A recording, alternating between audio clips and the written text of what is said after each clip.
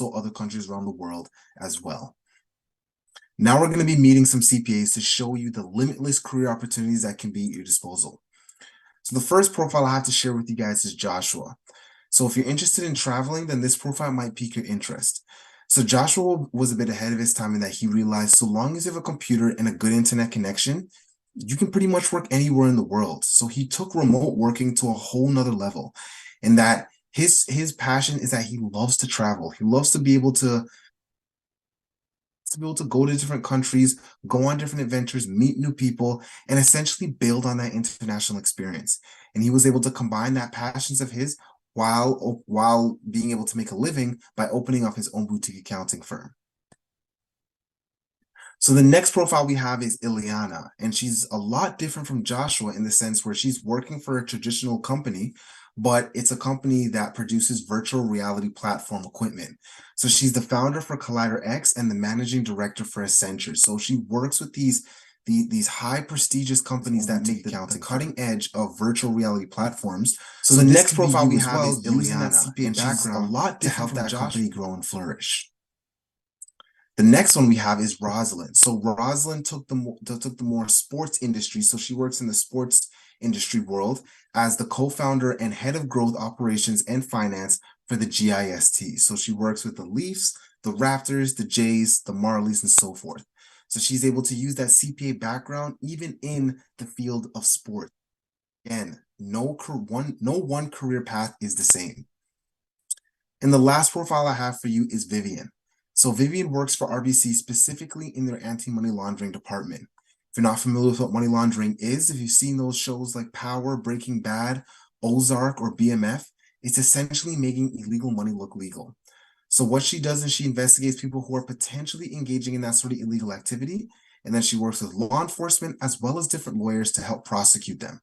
So really her entire career as a CPA is fighting white-collar crime, which I find pretty cool. So I don't want you to take my word for it. I want you to hear from CPAs themselves within the industry. I compiled the video of different CPAs that have received our Emerging Leaders Award. It's an award given to CPAs who are 35 years and under who have made substantial contribution to the profession. So they're just going to be highlighting again on everything that I've been talking about thus far on the benefits of having this designation and how it has helped them grow throughout their career.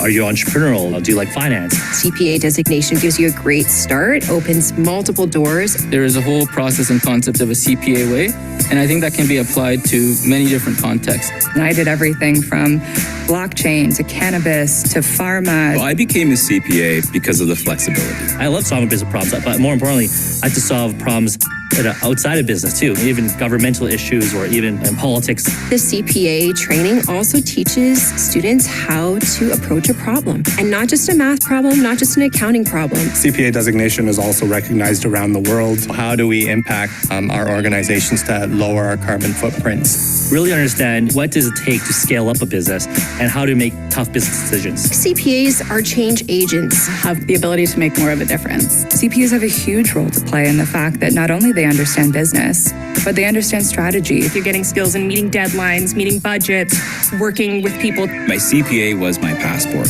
and it's a passport that I continue to keep on using throughout my career.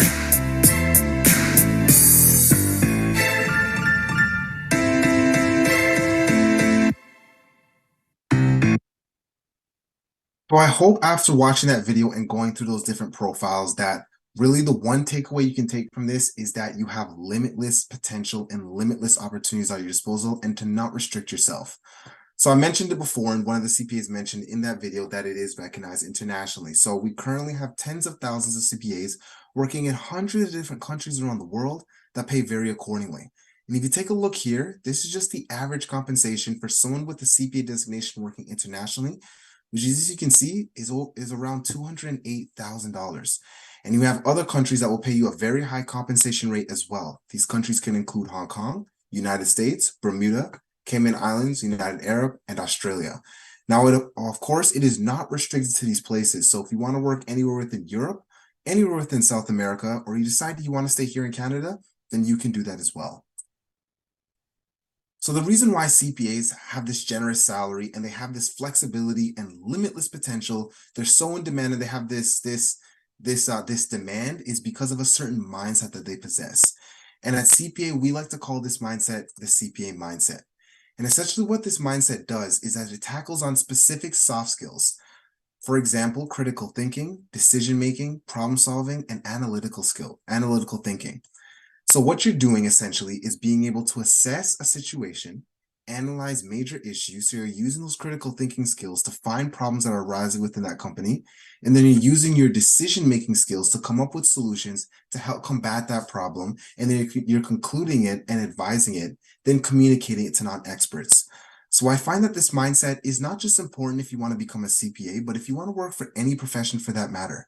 Being able to have those strong critical thinking skills, decision-making skills, and being able to think outside the box is going to go a long way for you. And a lot of employers are specific skill sets. So what does it take to actually become a CPA? Well, I like to look at this as two sides of a coin. On one side of this coin, you have what you call your technical competencies. These are your hard skills, your concrete skills. These are probably classes you're taking now in high school or you're looking to take in university. Examples of these could be financial reporting, strategy and governance, management accounting, audit and insurance, finance, and taxation. Now, on the other side of this coin, you have what you call your enabling competencies.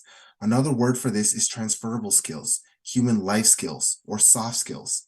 Examples of these can consist of acting ethically and demonstrating professional values, leading, collaborating, managing self, adding value, solving problems, and making decisions. So that's touching on that CPA mindset we just talked about.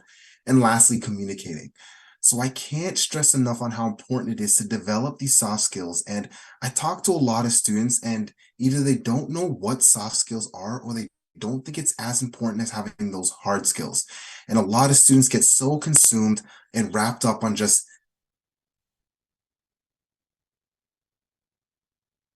for getting to university or what different employers are looking for, but far more universities and employers are looking for your soft skills. They want to see what you are outside of the grades. They want to see how you are collaborating with others. What are your people skills like? And if you're able to think critically and think outside the box. So definitely something to start think about because I know soft skills are a little bit harder to develop. So definitely start to try to develop those soft skills from now. And I like this screen here because it just shows some of the industries around the world, and every single one of these industries has a Canadian CPA working for them. So if you're interested or familiar with wanting to work with one of these companies someday, then you can potentially be the next CPA working for them and being able to add value and help that company grow and flourish. So I mentioned earlier that CPAs are able to hold leadership positions, and along comes that of very competitive salaries. So this was just taken from our 2021 survey asking CPAs who work and live in Ontario what their average income based on years of experience. Now, if you take a look at the bottom left corner here, this is just someone prior to 3 years that, as you can see, doesn't really have a lot of experience under their belt, but they could potentially average around $99,000, which if you ask me, that's definitely a generous salary considering the average salary of someone coming out of post-secondary is around $40,000 to $45,000. So simply by obtaining your CPA designation, you're doubling on what someone could be potentially making. And obviously, as you go throughout the years, and you gain more experience under your belt, then your salary can increase. And this survey was just showing a brief overview of the different accounting positions that you could potentially working and what their average salaries on those said positions.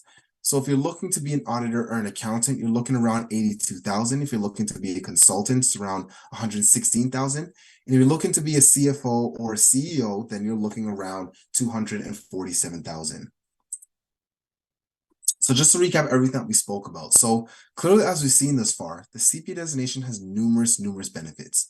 It shows your employers that you're three things. You're knowledgeable, skilled, and competent, and become an expert in numbers. It is recognized internationally, so use this opportunity to travel abroad and build on that international experience. When you go through the CPA program, you get the opportunity to develop not only your technical hard skills, but those human life skills as well. So remember, those are those soft skills we talked about: collaborating, leading, decision-making, acting ethically, and so forth. CPAs are always in demand, so you always have that sense of job security. And CPAs are limitless, so you have the opportunity to work in any industry, any organization you like. You're not restricted. And then lastly, you're able to hold leadership positions such as CEOs or CFOs. And obviously along comes that very competitive salaries.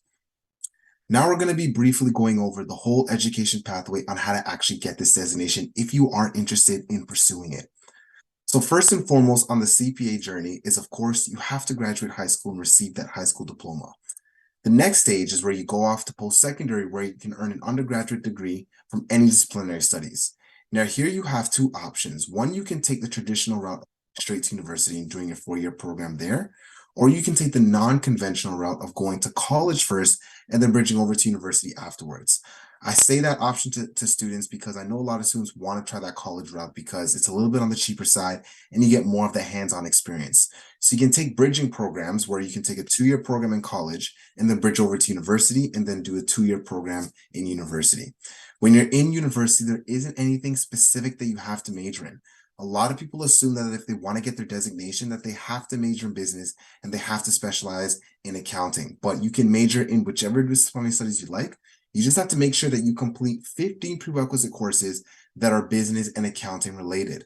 So if you do decide to major in business, then a lot of these courses are already going to be embedded within the business program. But if you decide to minor in business, and you can take these 15 prerequisite courses as electives. And this is just a slide that shows the 15 prerequisite courses that you're going to need. As I said, you can either major in business, and then a lot of them you're already going to be seeing in your first, second, or third year, or you can minor in business and take those 15 prerequisite courses as electives if you're looking to major in something else. Now, how the prerequisite courses are, they're going to be split up. So it's split up between, so the non-core courses of those prerequisite courses, you only require a grade of 50% or a pass. The core courses, on the other hand, require a grade of 60% per course or an overall GPA of 65%. Now, just to recap everything on the journey thus far, so we graduate high school, we go off to post-secondary where you earn that undergraduate degree while also taking those 15 prerequisite courses. And then when you graduate, you'll be eligible to take part in the CPA program, also referred to as the Professional Education Program, PEP. This program typically takes 2 years to complete if you are doing it full-time. And within that program, there are 6 modules that you have to complete. Some are online, some are in person, and then you must complete 30 months of practical work experience, and then you go on to write a common final exam. Now, a way to help fast-track the program is if you do decide to take a co-op or internship program that's business-related in post-secondary, you can actually transfer up to 12 months of that towards the 30 months of practical work experience. After when you've completed your 30 months of practical work experience and you've written your common final exam, then you'll be granted with your CPA designation, and at that point, the world is yours. And this is just an example of someone that decides to take the college route I mentioned earlier. So he was able to graduate with a diploma in business administration and accounting, and then he was able to transfer over his grades to Carleton, where he earned an underbachelor degree in commerce. And now he's planning to pursue his CPA PEP after graduation. And this is just a quick overview of what the professional education program looks like. So these are your 6 modules: Core 1, Core 2, Elective 1, Elective 2, Capstone 1, and Capstone 2. At that same time, you must complete that 30 months of practical work experience, and you go on to write your common final exam. So what's next? So if I potentially piqued your interest in hopefully getting this designation someday, or you want to know more information about it, or you're looking to increase your business skills, your financial literacy skills, and your soft skills, I'm going to be discussing a very rewarding program that we offer to high school students. Now, this program is called our High School Ambassador Program, also referred to as HAP. Now, this program is completely free and easy to sign up for. All you have to do is visit cpaontario.ca/HAP. and then click on new registration and fill out a profile. Once you do that, you'll get access to all of our workshops and events that we run throughout the year. And you'll be able to access competitions where you get to win cool prizes, and also network with CPAs when they volunteer for these events. So you'll be able to pick their brains, learn what it's like to be a CPA, and learn what their profession is like. You'll be able to develop your business skills and your financial literacy skills and essentially kickstart your career. Essentially, why we wanted to create this program is because more and more employers, as well as post-secondary applications, as I said before, are looking for individuals that possess those soft skills. So we wanted to create a program. We wanted to create resources to give to students to help strengthen and build on those soft skills. So this is just a brief overview of what our program looks like. So we have 2 major conferences that we run throughout the year. One of them is our No Limits Conference that's happening in the springtime in May at the Metro Convention Center. It is an in-person conference that focuses more on skill building and networking. Our second conference is our Money Sense Conference, which is actually coming up at the end of this month. This is virtual, so it's a little bit more flexible. You get to watch from the comfort of your home. And this one focuses more on cryptocurrency, financial literacy, investing, and so forth. And then we have a variety of different internal workshops. These are virtual, where some are financial literacy workshops to work on your financial literacy skills, and then some are skill building workshops to work on your soft skills. And then finally, we have two major competitions where you have the opportunity to win some great cash prizes and again, develop on those soft skills. And this is just our events calendar of our upcoming events that's coming up. So we actually have our next skill building workshop on public speaking happening next week. So in a few days, I'm going to be running that workshop. And essentially this workshop consists of overcoming that fear of public speaking, because I know that's something a lot of us hate doing. It's a fear that consumes us, but I want to be able to help you combat that fear, because it's going to be a skill that you want to be able to master, because it's going to be something that you're going to be using in the workforce. So I highly, highly recommend that you participate in this workshop. All you have to do is sign up for HAP so you can get that link to register for that event. So this is our first competition that we have going on. It's actually open right now. It's called our Right to Ignite. What you have to do for this one is create a unique slideshow presentation. The theme is balancing profit with purpose. How can businesses meet corporate social responsibility demands while staying profitable? If you come in third place, it's $250. If you come in second, it's $350. If you come in first, it's $750.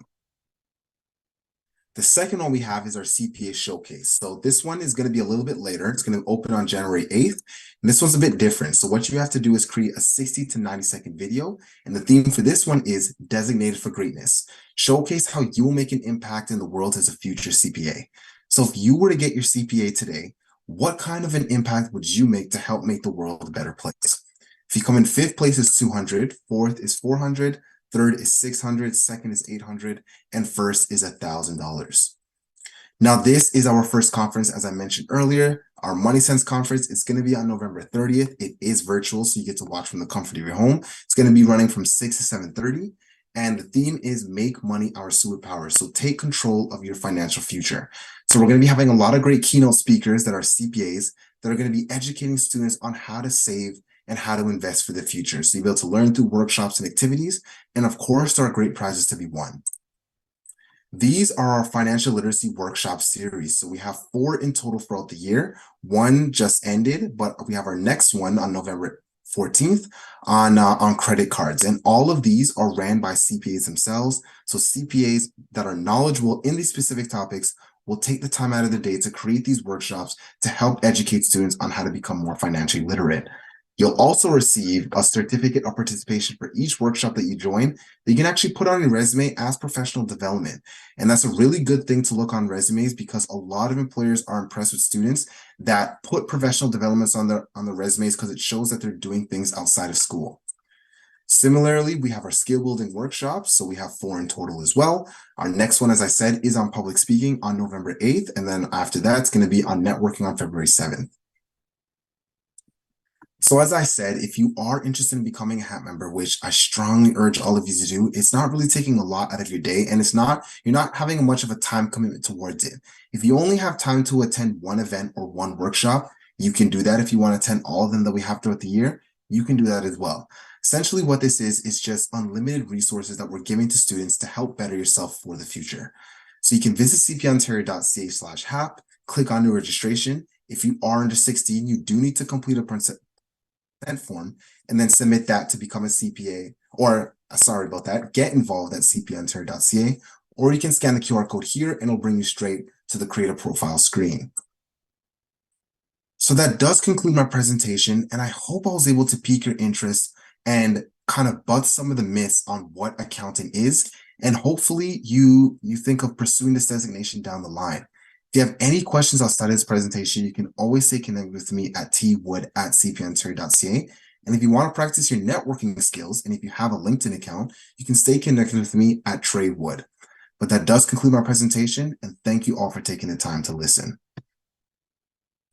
Thank you so much, Trey. Honestly, I was part of the HEP program in high school. So I started out, I think it was like 3 years ago when I was in grade 10. And the way I got introduced to it was one of my high school business teachers. She was like, "Oh, you should join the CPA high school ambassador program." And then I joined it, and it was awesome because you guys connect a lot of the students to the professionals.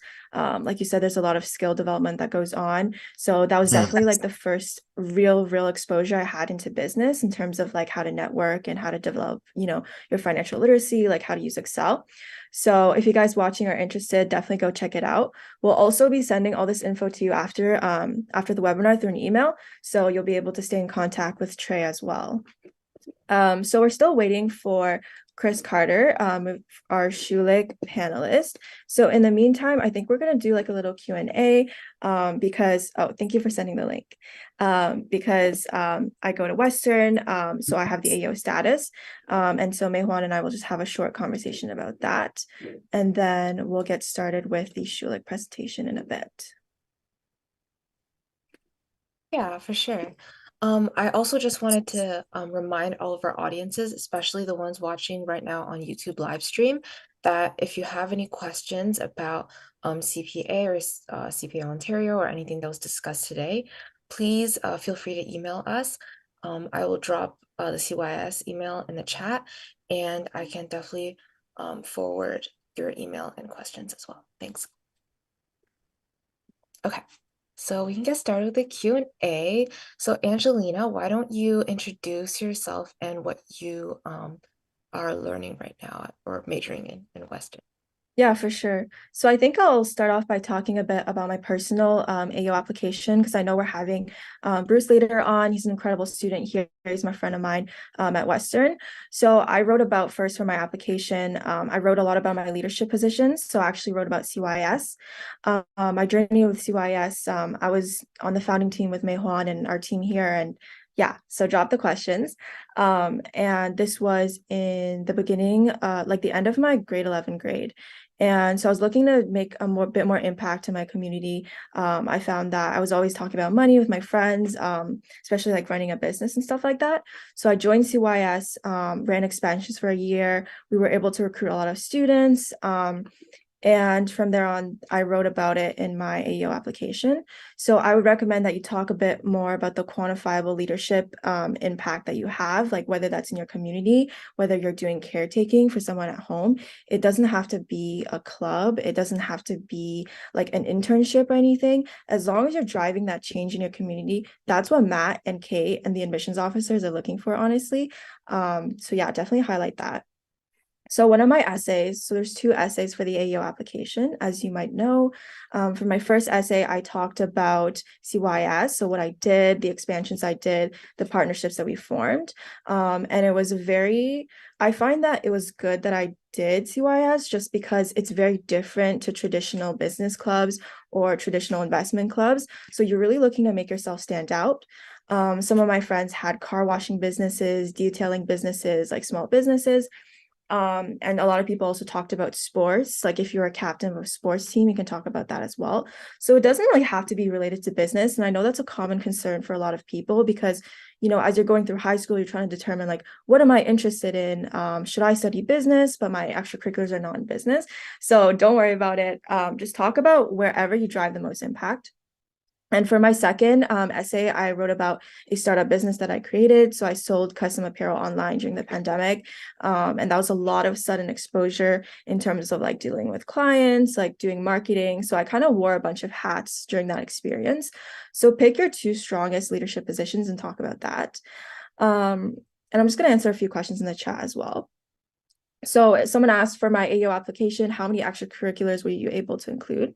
So the way the application is structured, if you already opened it or if not, that's fine.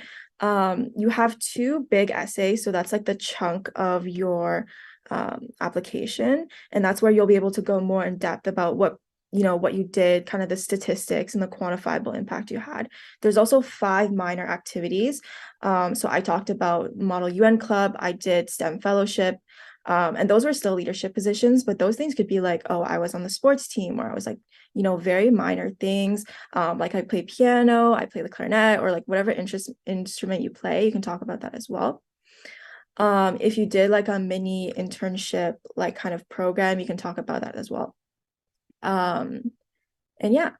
So I think now I'm studying BMOS. So that's the business administration degree. But with the Ivy program, you can study any program you want in your first few years. So you can study science, you can study business, and then you can finish with that Ivy degree. And to answer Tyler's question, I applied to a bunch of programs. So I'll actually tell you about all of it. And if you guys have any questions about some of the schools I'll be listing, feel free to ask about that as well. So for Western, I applied for BMOS only with the AO application. And I applied for the main campus BMOS and then the Huron BMOS, which is an affiliate college. And then the affiliate colleges are essentially like just different schools within Western. So if that's ever an option that you can consider, you can, look at that as well. And I also applied to a bunch of schools like Schulich. I know Chris is here, so we'll get started shortly. I applied to Schulich, Toronto, didn't apply to McGill. I also went on to Ottawa, Carleton, and Laurier as well. So you'll be having a lot of opportunities today to ask some more questions for Chris. So thank you for coming. Oh, for the Western application, did you have to do an interview? How does that look like? For sure. So I know that last year there was not an interview. For Toronto, there is. So U of T Rotman Commerce specifically, not U of T Commerce. Those are two very separate things. But for U of T Commerce, I did an interview, like a video interview. And then for the Ivy was an essay, but I know that this year they're doing interviews via the Kira Talent platform. So it's a really good platform so they can get to know you better just because the program is really competitive. So in those interview questions, they're very like behavioral, like tell me about a time where you had to take leadership, dealt with a difficult problem. So as they said, I think in one of the Instagram posts on the Ivy page, you can ask unlimited, you can do like the unlimited trials and then you can start the interview. And yeah, I'll just answer one more question for Arya, but if you guys have any more questions, I can definitely answer that as well. So for the volunteer hours and extracurriculars and leadership, I did a lot throughout my high school years just because I have a wide range of interests, but you by no means need to do that much stuff. I think that really putting the quality, and I'm sure Chris will echo that as well, putting the quality into the activities that you're passionate about is really, really important. Like if you're a club member and a general club member, or if you were an exec, those are two very different things.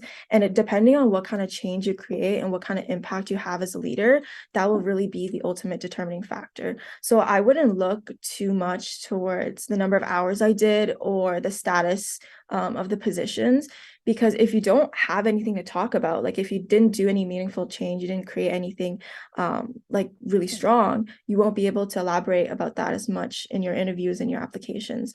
So I would suggest just focus on a few items, really put the quality in it and take the initiative to take one step further, and then you'll be able to highlight that for your applications. But yeah, so I see that Chris is here. Thank you for joining us today. We're so excited to have Schulich on board with our panel. Schulich is a really great school, so I'll let you take it away. And yeah. Thank you so much. Hey, everybody. Sorry. Sorry, you can start your presentation. Okay, cool. Hey, everybody. It's great to meet you. My name is Chris Carter. I am the Executive Director of the Office of Innovation and Entrepreneurship at the Schulich School of Business. And I'm also an adjunct professor here. I teach in entrepreneurship and venture capital and run the startup program for this. Also help out with the startup programs at York University in general. At Schulich, with my office, we have 220 student and recent graduate startups that we're working with and supporting. And we have a lot of great fun along the way working with those companies, not only the students who want to create companies, but the students who want to work for those emerging startup companies in their career. So I was asked to speak for about 20 minutes or so today and then take your questions. And I'm sure you've had a lot of great speakers already, more to follow. I thought about the things that I could talk to you about today, and then when we open up for questions, we can go as wide as you want.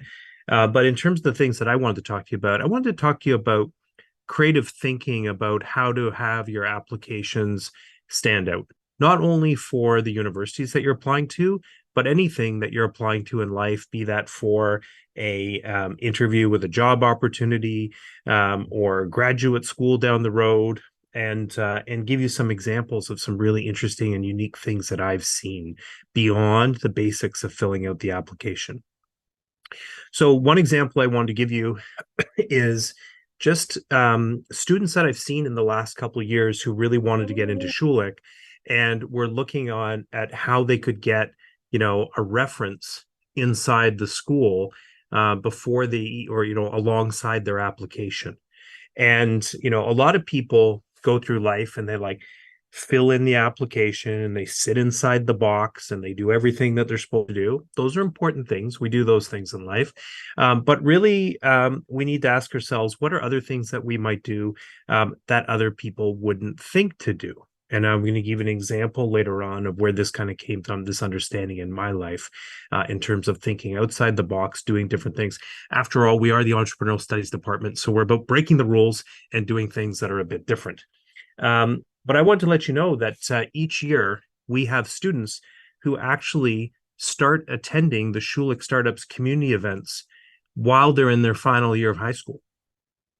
They come out, they join the events, they check them out, they participate. We had a high school student last year who was keen to get into Schulich, who came to one of our VIP networking events downtown, just wrote and said, hey, I'd like to come and work the room and meet some startup people. I'm really interested in the startup space and the VC space. Their mom drove them down, got kind of permission and had conversation about it. Their mom hung out in the lobby, and this student came in and worked the floor and met all the senior alumni and the venture capitalists and the entrepreneurs before they even got into Schulich. They weren't even accepted yet.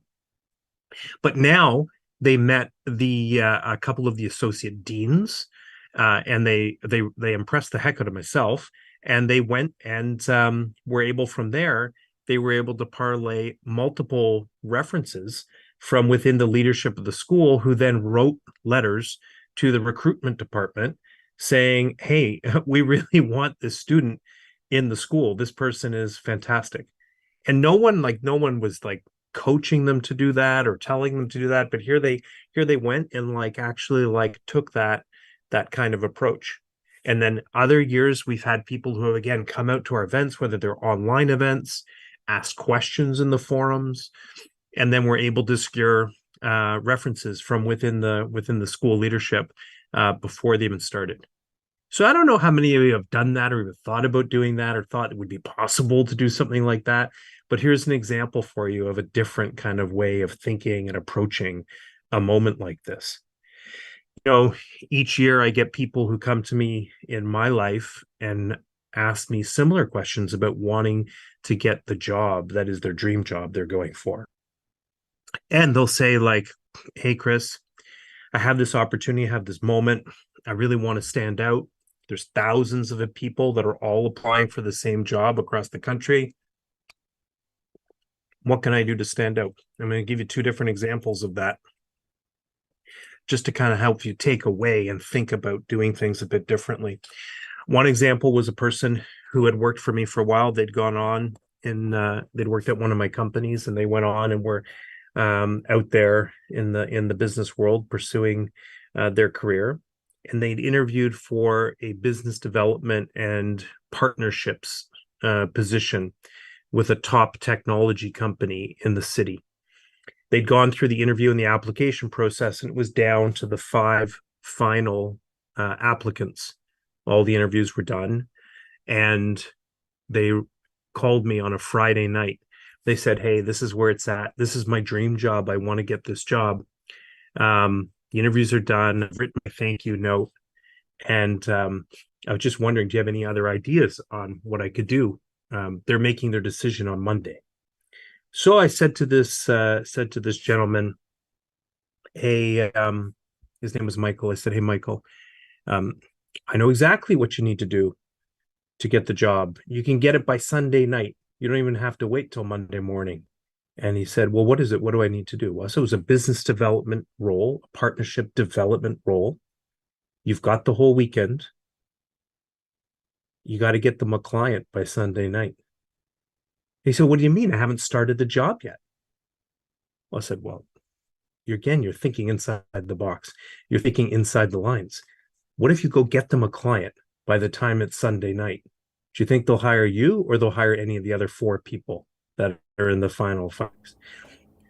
He said, well, how do I do that? I said, well, you don't need to actually get a client. You don't have to sign a contract. I know you're not working for them yet, but what if you were able to find some people on LinkedIn who would be a perfect client for that company, and you were to write them a note just saying you're looking to set up a meeting for the CEO of the company, and you could get that person to write a note back saying, yes, they were interested, and here's some times they would be willing to meet.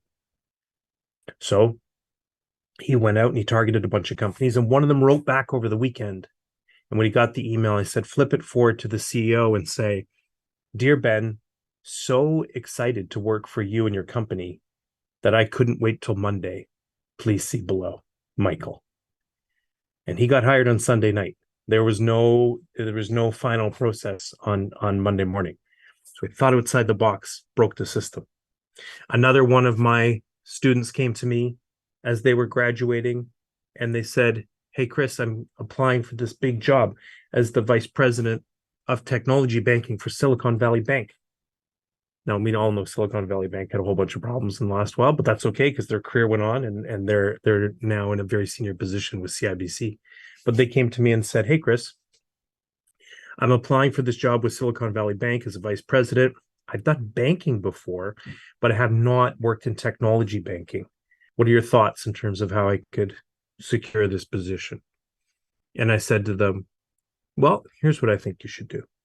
I think you should go out and make yourself a matrix of the top 10 things that Silicon Valley Bank should look for in a client in Canada.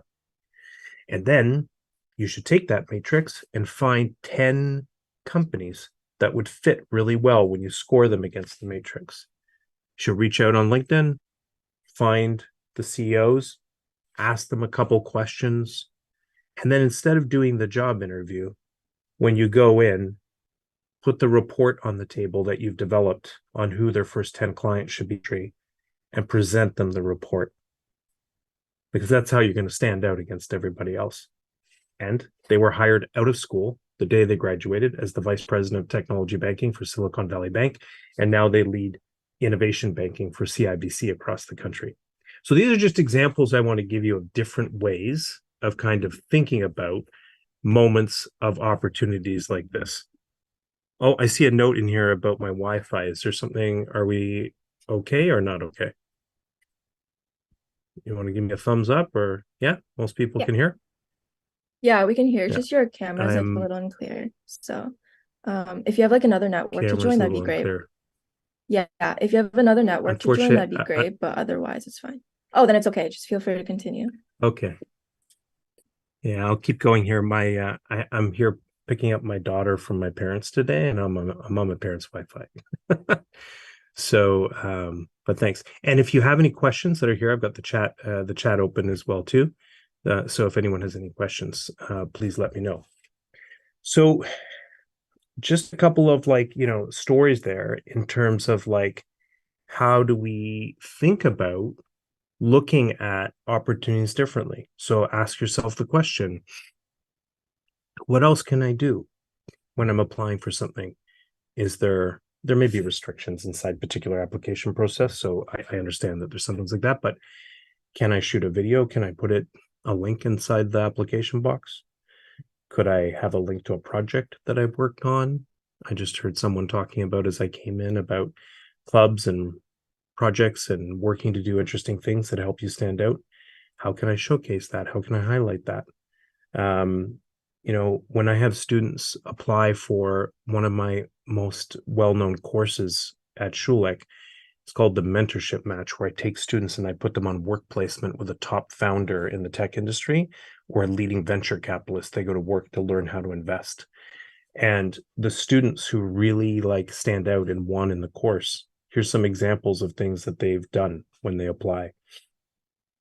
One student went out and recorded a video from their former employer, and the employer came on video and pitched me as the professor to let that student into the course. How creative is that? To go out and get your former employer to record a video saying, hi, Professor Carter, I'm calling on behalf of, and I would like, you to let them into the course. I had one student who produced their own television show on video where they were both interviewing and being interviewed by themselves, sitting in two chairs at the same time. I had one student who created a podcast all about their journey and why they wanted to be in the course, and many students who have done multi-page presentations that kind of tell the story of their path and why this course was important to them. Those are the best of the best. Other students will write like a very thoughtful, detailed, creative letter. Other students will come out and network and meet me before the application at one of the events to personally introduce themselves so that they can reference that in the letter when they apply. You know, the students who write a cover letter that is the same as everybody else's and just submit their resume without anything on it, they get a look, but they don't get the deepest, longest look in terms of getting into the course. And so this is kind of that, again, that entrepreneurial spirit that comes with looking at things differently. You know, I learned this myself when I was starting out. Some of you may have looked at my profile, but I started out as a journalism student from Metropolitan University back in 1995. And that's when I graduated. And when I was studying there, they were always driving into us like thinking differently and doing things differently, because when we were working in media, we had to outcompete the one newspaper. If we were working for one newspaper, we had to outcompete all the rest. If we were working for a television channel, we had to outcompete all the other television channels in the country, find different ways of looking at or viewing or interpreting something. And this story that I was told very early on, I don't know if there's any of you that were in the SHAD program this summer. I mean, that's how I've connected to you guys and got an invite back here. But there was a story that was told to me in my very first class that I ever had in journalism. And this is what stuck with me. And this is how I've like kind of learned to think about doing things differently and doing things outside the box. And this is kind of where the inspiration comes for all the coaching that I do with my students and graduates that I work with. And it's the story of the journalist, I.F. Stone, who was a famous Pulitzer Prize winning journalist.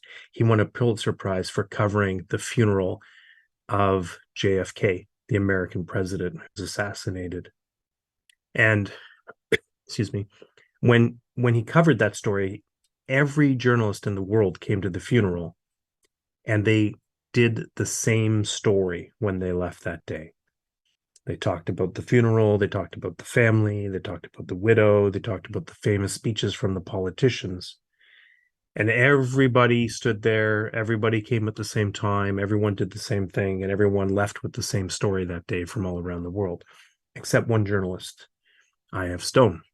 What I.F. Stone did was he got up at 4 o'clock in the morning. He went for sunrise to the cemetery where the president was being buried. And he interviewed the two grave diggers who were digging the grave for the president. Everybody else interviewed the famous people. Everybody else got up at like 7 in the morning when it was easy to go and when the sun was up. But only one person thought to go and interview people who would have been considered at that time to be at the lowest level in the whole country, the lowest job that you could possibly have, digging graves. But the story in the interview of those two American gravediggers talking about how they felt digging the grave for JFK was what won him the prize.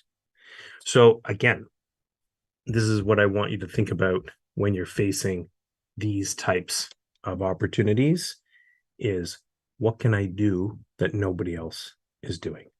What can I take as an approach that the rest of the competitive field would never think to do? And with that, I think we'll go to a question period now because we're right about to hit 4 o'clock. And I'll take questions in the chat or hands up, and people can come on screen if they want to. Yeah, for sure. Thank you, Chris. I had a question on behalf of a lot of the students here. So obviously, like, because you're a professor for you're like at the face of the entrepreneurship department, how can students get involved within the Schulich programs so that they can kind of work in these high impact sectors? Is that a after they join Schulich, or is it a before they join Schulich question? That's like if they went to Schulich, yeah. Yeah, if they went to Schulich. Yeah, so if you come to Schulich, then we have this program called the Schulich Startup Program. Each year we have about 30 different events, and some of them are events with VIP founders and venture capital leaders that we bring in. Some of them are events called Idea Jams, for example, where we bring a founder to the table and the students all work on helping to try and solve a problem that is inside the business. We have a Schulich Startup Night competition, which has each year $60,000 worth of cash prizes for the students and recent grads to pitch their business ideas. And it's non-dilutive, so it's not like we're taking an investment. It's just us giving a grant to the companies to get them out of the gate. And then we have a Schulich Entrepreneur in Residence team, which will work and coach you and guide you individually in your business, but also then help introduce you to potential investors. And I coach many of the students as well, too, who are working on their companies while they're there. Many students aren't ready to start a company while they're in school. Some do. Like 3 years ago, we had a student who had a $1 million a year mobile gaming company on the Roblox platform while full-time in school. Graduated and got a job and went down to Roblox in Silicon Valley to work. But many students just want to work for the startup companies, and we also have specialized programs where we help place the students to go work at those groups. It's really a big community, and what everyone comments at in coming to Schulich, the students who are entrepreneurial minded or want to get into venture capital investing, is just the level of support and spirit and camaraderie from all programs and all age levels, all working together. People refer to it as being, when they get here, if they're entrepreneurial minded, is finding their tribe inside Schulich. And so we have all of those things are co-curricular, like outside the classroom. And then we have a whole series of entrepreneurial studies courses and programs for students to take as well, too. You'd be excited to know that in the undergraduate level, I'm developing a program that I'm preparing to launch next year, where I'm going to take 25 top undergrad students to India to tour the innovation ecosystem and startup ecosystem in India in the summer for 3 weeks. 1 week class that starts in Toronto, and then 3 weeks in India. I see some questions here as well, too, coming in. What is the most unique thing students have done to get into Schulich? It's a good question. I'm not sure if you heard my example that I gave, but just last year at one of our big mixer events that we have downtown in one of the top law firms down in Bay Street on the one of the 40th floor towers, we had a student who found out about this event only 48 hours beforehand. They were at a Schulich recruiting event. They found out about this event, and they talked their mom into driving them downtown that night. And their mom waited in the lobby at the law firm, and the student worked the floor and met everybody. And by the time it was done, everybody wanted them in the school.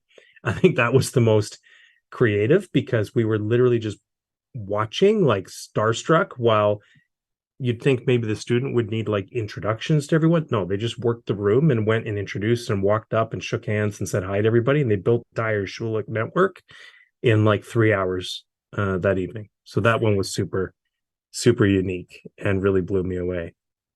What should your grades be to apply to Schulich? And if it's low, what do you recommend to do in order to get good grades, specifically for math and English? I'm not a recruiter from the Schulich program. I do know the grades need to be exceptionally high in terms of getting in. York University has 2 business schools, Atkinson and Schulich. And so if your grades are lower, but you want to be in business, then out of the gate, you might go to Atkinson as one of the opportunities.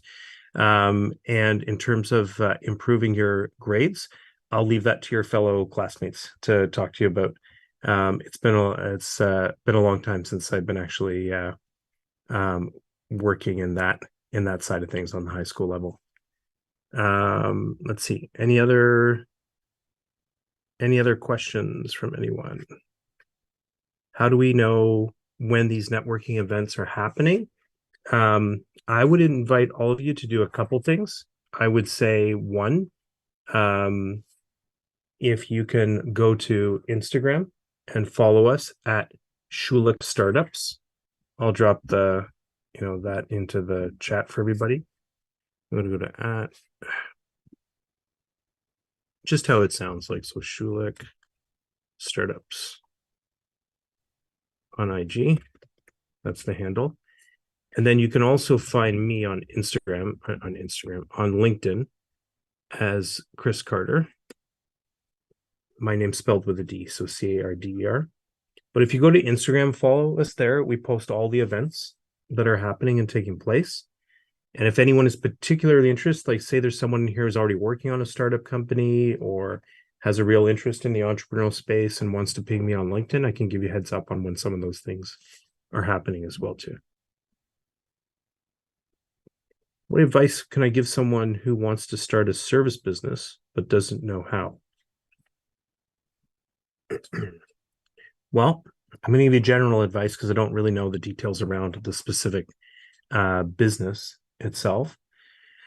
So in terms of starting a service business, the number one things we do when we're looking at starting companies is we go and look at all the other companies that are already in the space.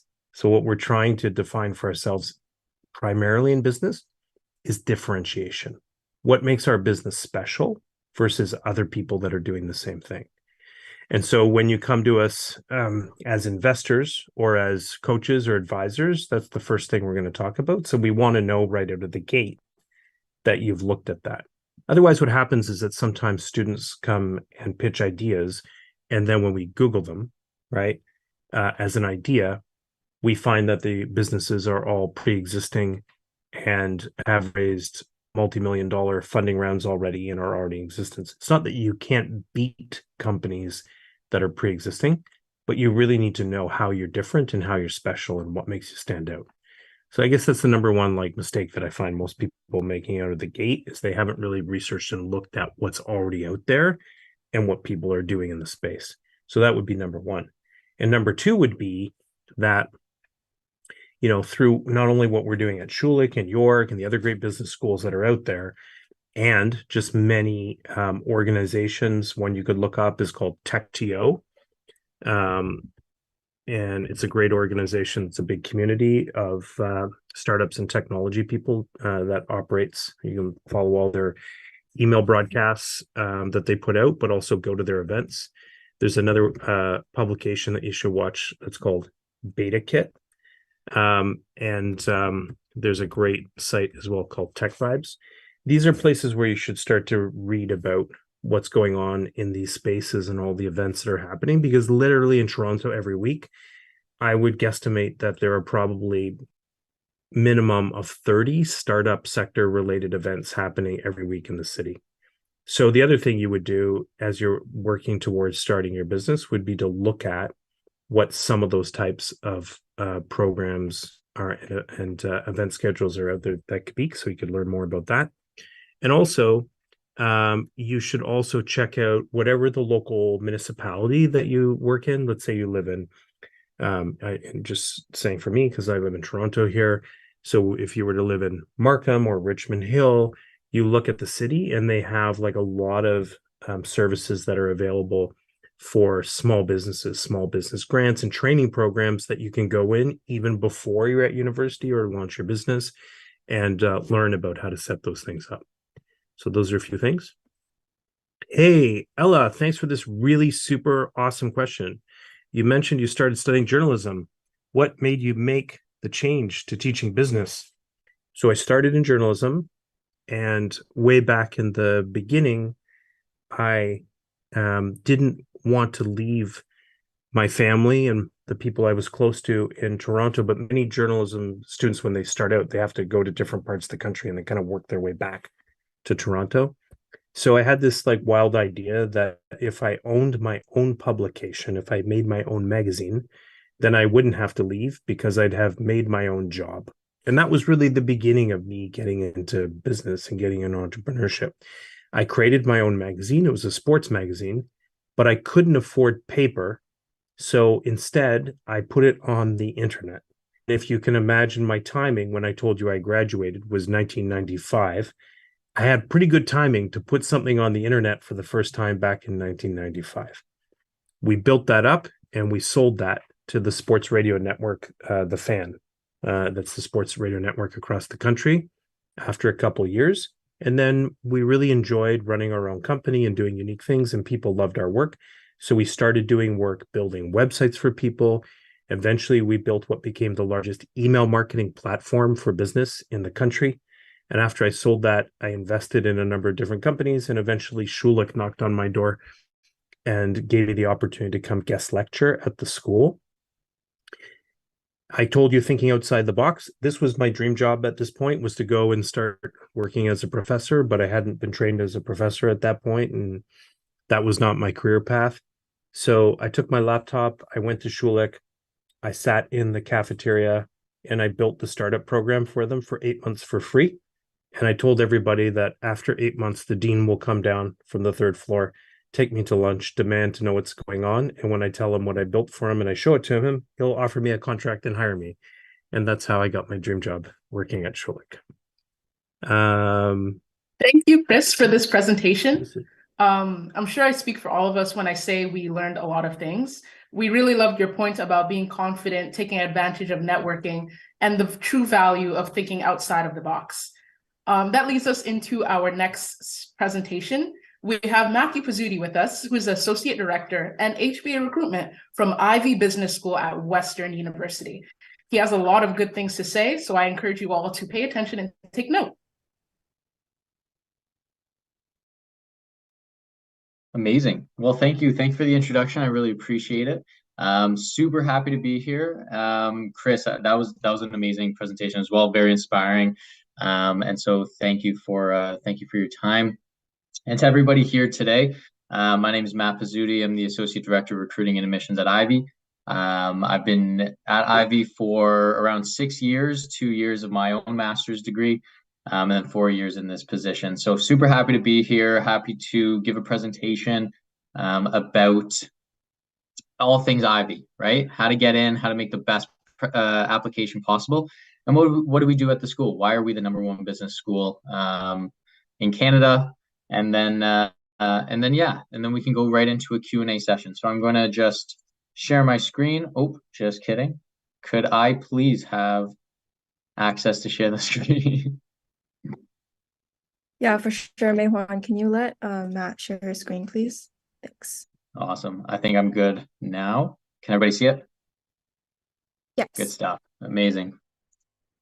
All right, so we're going to get into it, but essentially, just for a little expectation, I'm going to be speaking for the next 10-15 minutes, everything about Ivey, and then we can get right into a Q&A session. I'm trying to provide as much value as possible. So again, thanks for having me, and let's jump right into it. So like I said, I'm here to really tell you about Ivey's HBA program. So my goal is to show you how our HBA program can be the key to charting your own future, how it can give you the foundation to tackle real-world challenges, and how it will connect you to a global network of like-minded professionals that will really help you become the leader that you want to be. So how do we do that? So at Ivey, one of our main goals is to build diverse leadership teams that can tackle many different challenges. We do so by interlinking 5 different elements as we get you ready to make an impact on the world of tomorrow. So these elements are your classmates, our program structure, our learning environment, how we equip knowledge transfer, and finally getting you career ready. So these elements really build your leadership essentials. This is what I'm going to be talking about today in this presentation. And these are the 5 main things that we're really trying to teach you at Ivey. Whereas in other business schools, other schools are sort of just stopping at the theory. We're taking it that next level. We're a general management school. We're really going to teach you how to make key business decisions from the perspective of a decision maker to really get you onto the right path of being that manager, director, CEO one day, right? All right, so let's get into it. So our 2+2 structure allows you the freedom to really explore your academic interests. The first 2 years of your undergraduate career can begin at any faculty at Western or the affiliate university colleges, so Huron or King's.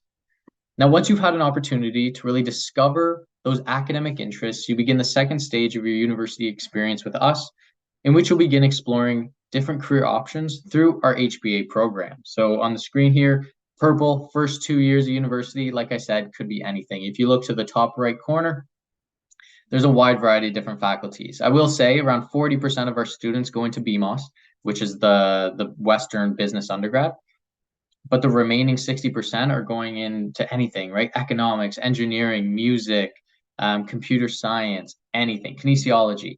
And so what we love about that, and I think at other business schools, it wouldn't really matter. But because we're 100% case-based learning, small class sizes, you're really interacting, making those key business decisions, you're getting those diverse, unique perspectives from everybody around you, right? So it's super important to have people sat beside you who came from engineering, came from business, came from economics, and they're sharing their own unique perspectives, whether they're coming from Vancouver, Toronto, Halifax, right? When you're talking about, say, a case about, and I'll get into this, a case about ethics or a case about operations, it's great to have those unique perspectives and not just maybe a perspective of somebody who studied business. So that's what we're really trying to get behind. And then in the green tiles, that's your time at Ivey. We do an internship in between years 3 and 4 in the summer, 4 months. It's paid. Nearly all of our students do that. And then we'll talk about some 5th year optional combined degrees. One of the only schools in Canada that offers that. All right, so unlike other traditional business schools, the Ivey HBA program is really an integrated experience. So you'll find yourself being part of a community in which your peers become your business partners, your co-founders, your colleagues and associates, while your faculty form part of your consulting and mentorship core, providing you really with a network of people that will really help you reach new heights. So the first year of the HBA program is typically your 3rd year of university. So this is a foundational year in which we cover the essentials of what every great manager needs to know, right?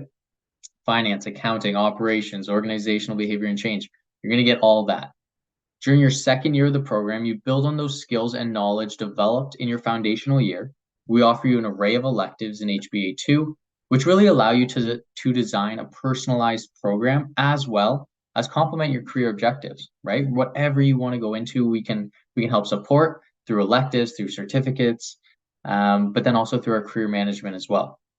So let's talk about that optional 5th year. So for students choosing to complete an HBA certificate designation, a CPA accredited diploma, or a combined degree, a 5th year or a 6th year designation with the JD in law are some unique opportunities that our students use to take their academics to the next level. In fact, 30% of the HBA class typically pursue combined degrees. And so just on here is not an exhaustive list, but this is our most common ones that students are doing their combined degrees in. So we have combined degree options with nearly every faculty on Western's main campus and the affiliates, with the exception of business, of course. So that's the BMOS. The way that this works is you would spend your first 2 years at any faculty. I'm going to go back for a second. Any faculty on main campus or the affiliate university college. Your 3rd year just at Ivey, and then years 4 and 5, a split between Ivey and your home faculty. If you are pursuing a combined degree with law, your first 2 years begin at any faculty on main campus or one of the affiliate university colleges. Your 3rd year just at Ivey, your 4th year just at the Faculty of Law, and then years 5 and 6, a split between Ivey and law. And we explore these new avenues by offering you really a learning experience and not just a learning environment. So we place a high emphasis on learning things by actually doing them. And in doing so, we offer you a dynamic learning experience that considers an ever-changing business world. So the case study method is the primary way that we teach business. So instead of going through the motions of listening to lectures and taking notes, we ask you and your class to solve real issues, defend your decisions, and take action. So just in the 2 years you're at Ivey, you're going to be doing more than 300 case studies, whereas at other business schools, you might in 4 years do a handful. The really cool thing about Ivey is that we're the 2nd largest case producer and seller in the world next to Harvard. And so even if you go anywhere else, you're probably going to be doing an Ivey case anywhere in the world, which is pretty cool to keep in mind. And so coming to Ivey, being able to study through the case method, learning from the professors and the CEOs who are writing the cases is a really special environment. So yeah, highly, highly recommend. And we'll give you the chance to show off while you're learning too, right? So from case competitions to consulting with real clients, participating in summer internships, or developing new business ventures. So whether your journey leads you to the world of finance, consulting, not-for-profit, healthcare, technology, or even your own startup, our world-class reputation and extensive alumni network will open up doors to national and global opportunities. So incorporating, and I guess these are some numbers here. So summer employment, this has actually gone up quite a bit. So it's up to 97% for summer employment. We have a 98% within 3 months of graduation at the highest salaries of any Canadian school, any Canadian undergrad, not just business schools. And so that comes down to really our career management team, the students that go through our program, what we're teaching, our alumni network that are always promoting their companies to come and recruit. And also our list of 250 partner schools that come to Ivey first before they're going to any other university. So we're super proud about that. These are some of the locations and industries. Like I said, consulting and finance is a very dominant industry here at Ivey. But on top of that, technology, healthcare, consumer packaged goods, telecommunications, a lot Toronto GTA, 10% and growing. I would say that's going up to 20% in the next couple of years. So really excited about where our students are landing. So incorporating the 5 elements we introduced at the beginning of our presentation lead us full circle to making you the difference, right? So we're really going to teach you to take action, to set priorities, to communicate persuasively, to maximize yours and your team's potential. And also, we're going to teach you how to manage complexity, ensuring that you thrive from problem solving and complex decision making, right? So we're not just teaching you how to memorize, how to take exams. We're really putting you in the driver's seat in our case study method and how to actually lead strong and effective teams, knowing that you're going to be a fantastic manager one day. All right, so this is my favorite slide. I think this is one of the most important slides here is how to get into the program, right? So 2 ways. We're going to really be focusing on option 1 in the purple on the left-hand side. So I do want to take a look at the application process. And so applying from AEO or applying from secondary school through the advanced entry opportunity, or AEO for short, that's what we're really going to be focusing on right here. So there's 3 different steps that happens in this option 1. So number 1 is the Ivey application. So for grade 12s, the supplemental application is currently now live. It's found on the HBA Ivey website, and you must go directly there to start the process, build an Ivey portal, get access to the activity report. And so this activity report has 2 parts. The first will focus on 2 500-word essays in which you will describe your top 2 extracurriculars, so 1 for each. And the second part gives you an opportunity to really describe any other additional activities in point form. So you can't really expand. And so the main meat is your top 2 500-word essays. So regardless of what activity you're describing, you should be really focusing on 5 main attributes that we're really looking for, which are leadership, initiative, commitment, teamwork, and achievement, right? So leadership being the biggest one in there. We care less about the titles of your activities, right? Whether it's a club, a sport, a part-time job, volunteer experience, caregiving responsibilities, commitment to your faith. We care less about you being the president or you being the founder. We care more about what you're doing on your day-to-day, how you're showing up for yourself, for others, showing a lot of really good impact, leadership potential. How are you advocating? How are you potentially fundraising? That's what we really want to see. How are you differentiating yourself from those around you who maybe hold the same title or they're doing the same thing as you? So that's how you should be thinking about it. So step number 2 is your Western application. And so in order to have AEO status, you must be registered as a Western student for your first 2 years of university. And therefore, you will need to submit an application to Western's main campus or one of the affiliate university colleges, so Huron or King's as well, via the OUAC website.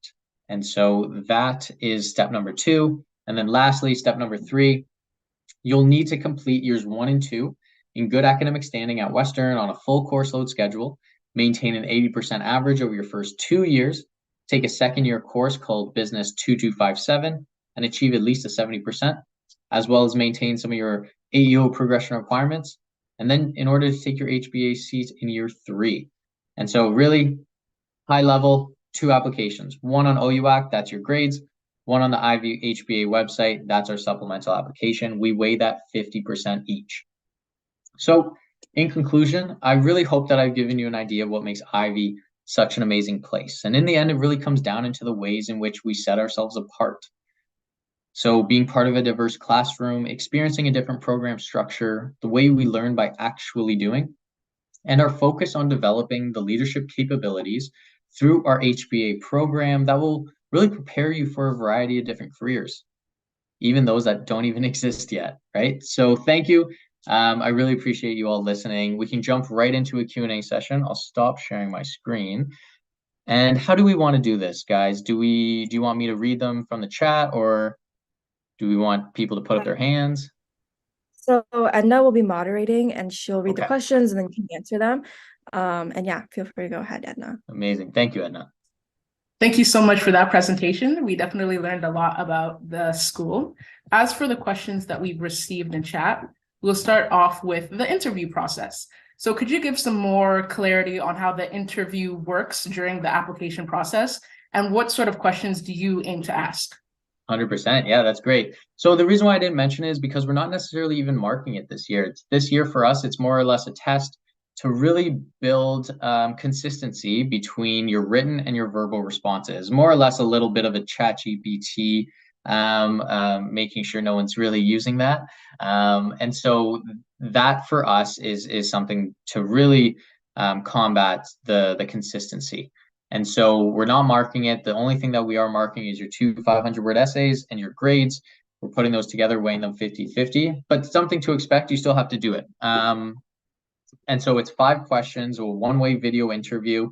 It's literally pre-recorded videos of myself asking questions such as, what does leadership mean to you?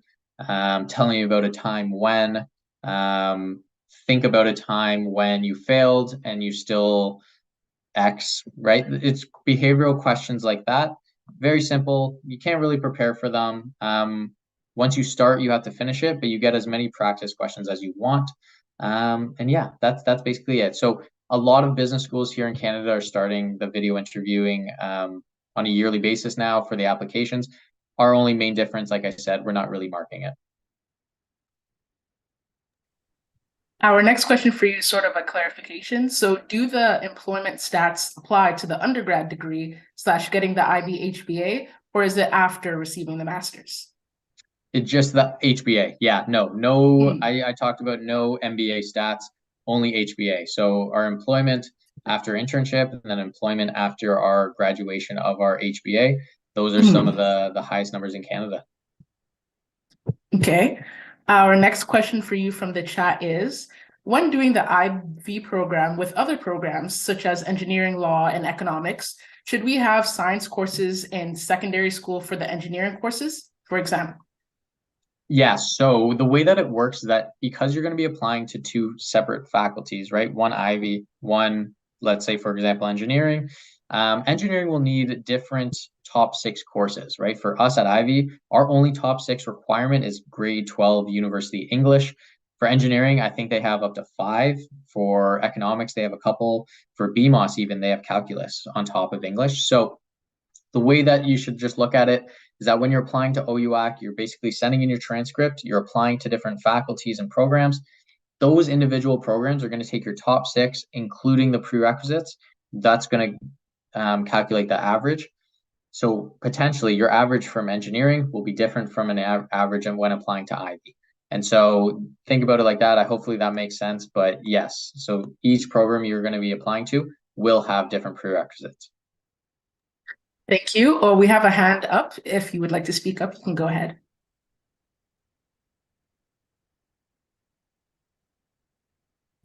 Hi everyone, can you hear me? Yep. Yes. So I just wanted to, I have a more specific question to ask because I'm actually in the process of applying to universities and all that. So my question is about, I saw on the Western website that under political science, if I'm very correct, under political science, right where you have the modules and the admissions and like more, where they show you like the courses and all that. Under the modules, like specifically, it shows the different categories going into HBA, like combined degrees and also like interdisciplinary degrees and all that. But I wanted to ask, like, why is it that in there international relations is not specifically under the combined degree programs, but then if you go to Ivy, right where it lists all the combined degree programs, is listed there as international relations and Yeah. HBA. But That's a then good it question. doesn't Yeah. go on there. And so it's a little tricky, but essentially when you're applying to university, you apply to generic faculties. And then once you do 1 year of sort of the introduction to that faculty, right, science or arts and humanities, and then in going into your second year, that's when you specialize into your sub-specific honor specialization, major or major minor.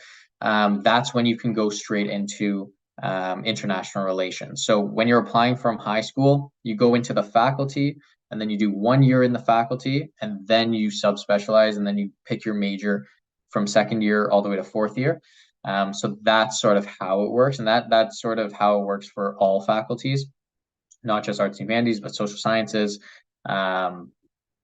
political sciences, you know, all that stuff. And so that's more or less how it works.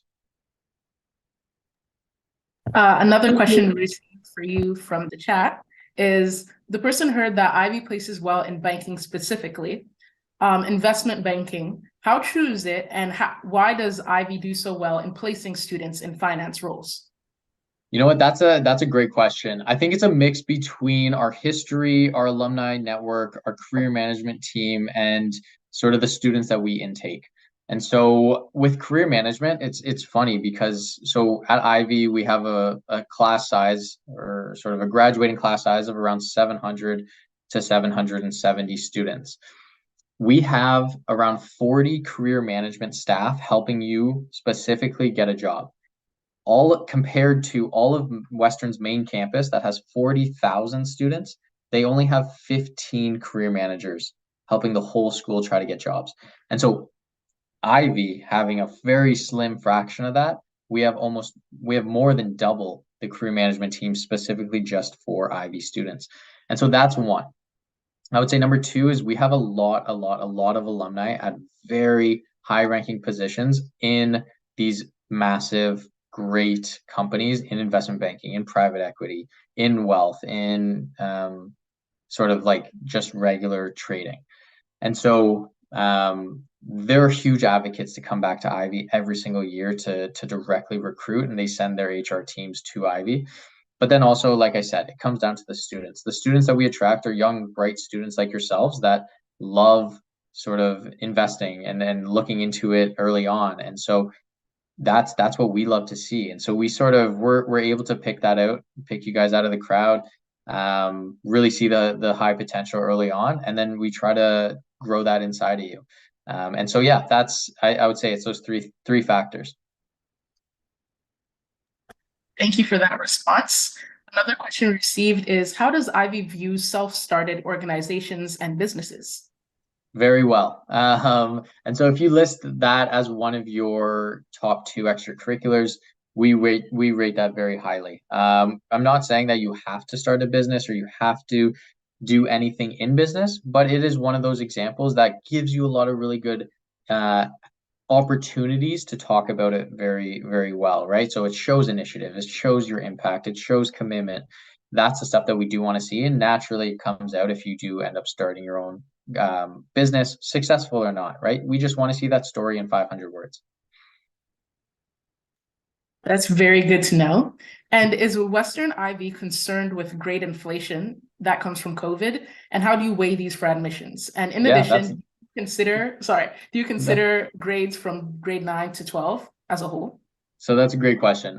So we just consider grade 12 marks, but the thing that we do is that we have an internal sort of system because we start in your third year, right?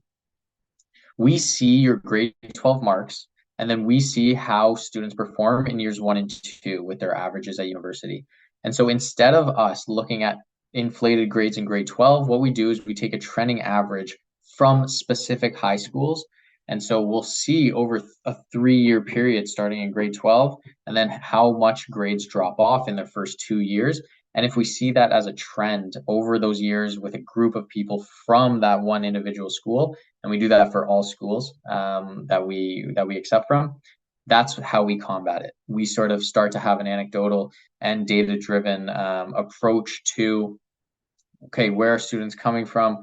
How are they doing at university coming from these schools, and how are they going to perform at Ivy? And so it's less about the specific, only looking at grade 12 marks and hearing what some schools are doing, but we also trend it and we look at it when they do come to university as well. So more of a 3-year approach rather than just looking at a snapshot. Thank you for that. And can you please share a bit more about the 2257 prerequisite, what it is, and if you recommend taking the first year version of said course, which is 1220? Yeah, so that's good. So 2257 is an accounting course. It's a very basic pre-accounting economics foundational course. I will say, if you have an interest in business, if you've taken business courses in high school, especially around accounting, I wouldn't worry about it at all. I think you all will be really fine. But I will say the 1220, we do see a lot of correlation between success in 2257 from students who take 1220. And so if you are concerned about maybe maintaining that 70% average, if you can fit it in your first year, taking 1220 would be a good idea. I don't want to recommend it just because sometimes if you go into, say, engineering or medical sciences, you might not even be able to fit it in. Or you take it in summer school, which would be, again, a little bit more work, but we do see that correlation. So just keep that in mind. If you can fit it in, sure, why not? I think it would be helpful. But yeah, 2257, it's not that bad. If you go into class, it's a great simulation of what Ivy is. It's small class sizes, 100% case-based learning, really fun. We mark your participation as well. And it's taught by Ivy faculty. So it's a pure snapshot into a day-to-day of Ivy. Thank you for the recommendation. I see that we have a hand up, so you can go ahead and ask a question as well. Yeah, thank you. So you just mentioned how you take into consideration the grade 12 marks, but when we're applying with our top 6, which includes our grade 11 marks, will that also be taken into consideration, or how would that work? No. So essentially, when you're applying to Western, they'll consider your grade 11 marks, but when you're applying to Ivy as well, like I said, when you're just sending in your transcript, we're only going to take your grade 12 marks. So by the time, so January 15th is our application deadline. By then, sometimes you will only have completed, say, 2-3 grade 12 courses, and you're waiting for, say, your midterm second semester. And so depending on your grades, we'll be able to send offers based on 3 grade 12 courses, or even, and we'll wait for your midterms, maybe for 4 and 5 or 6. But yeah, no, it's, we want to get them out as quickly as possible. So if you have a really great average, just based on 3 grade 12 courses, we can definitely send a conditional offer. That's no problem with us. But yeah, with Ivy, we're only looking at grade 12 marks. And our last question for you is, if you're applying for AEO status in 2 different programs, do you only need to apply for AEO once? Yes. Yeah, that's a great question. Yeah, so check that box on OUAC that says AEO, but you only have to come to our Ivy website and fill out 1 application.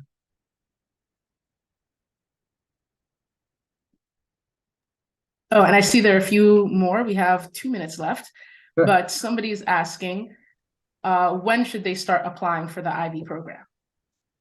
You know what? The sooner is not necessarily better. I will say, if you open up the application, you don't have to submit it all at once. And so it's, like I said, it's due January 15th. You can take your time. I would suggest opening it up as soon as possible, just to sort of get a sense, right? Those 2 essays, they're very generic. There's prompts, there's examples, but it's basically just saying, hey, tell us a story about your extracurricular. And then it'll give sort of prompts around that. Tell us that story. Write about context, your action, some of the results, and talk about your leadership. And so Submitting it, I would say don't wait till the last second, just in case. But we only will start reviewing after the deadline. And so, yeah, take your time. We have references for each essay, so it's name, email, and phone number. All that we do is once you submit your application, we send an automated email to your references for them to confirm or deny your one essay that correlates to them. And then other than that, yeah, that's basically it. You don't have to. Hopefully, once Western sends you your offer, will be very soon after that, because you have to get a Western offer for us to offer acceptance as well. I saw another question in the chat. Does Ivy do the 4% boost for Alberta students? We do, just like Western. So that's good to know. But that I'll pass it back to you. Sorry, our very last question for you is, does Ivy look at IB marks? And if so, what is an IB score out of 45 that's equivalent to the admissions average? Yeah, so we do, but essentially what happens is that when you apply on OUAC, it's basically your OSSD marks. So it gets converted into a percentage of 100. So we're looking towards it changes every single year, and I'm always not that familiar with it. But whatever would be equivalent to a low 90. And so I think it's between a 35 and a 38, maybe. And so the really good thing about IB is that when it does get converted, it does sort of like Alberta, it gives a little bit of a boost, 2 to 3% on any given year. So that's the main benefit of IB. Other than that, we don't really look at IB in terms of the rigor of the courses. We just allow that percentage boost to happen. And then that's sort of how we look at IB courses. Thank you so much for all of your responses. We all learned a lot. And I really like what you said about becoming the leader that you want to be. That is something that I think a lot of us can use in our lives in order to be better and moving on into post-secondary. And also the value of getting different perspectives from different disciplines and places within an educational institution. So thank you very much. And lastly, we have the privilege of hearing from Kelly Millar, who's a recruitment and admissions coordinator at the School of Accounting and Finance at the University of Waterloo. She too has a lot of great things to say about her school and doing business, so I encourage you all to listen.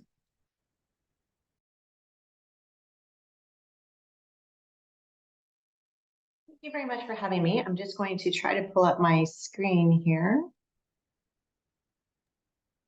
Mei Huan, can you give her permission to share the screen, please? Thanks. Yeah, she should.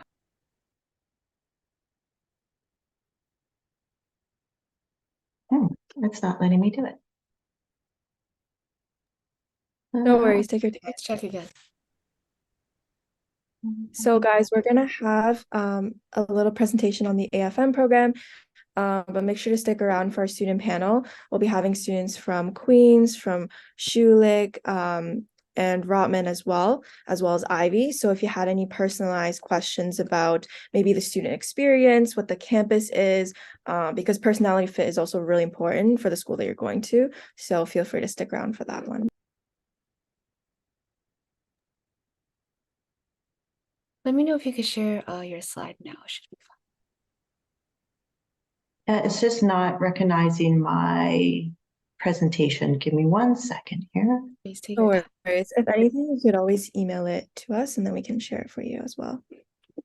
I have this long running joke that when it comes to tech, I am completely cursed. It never works for me. So I'm curious as to why it's not just popping up here.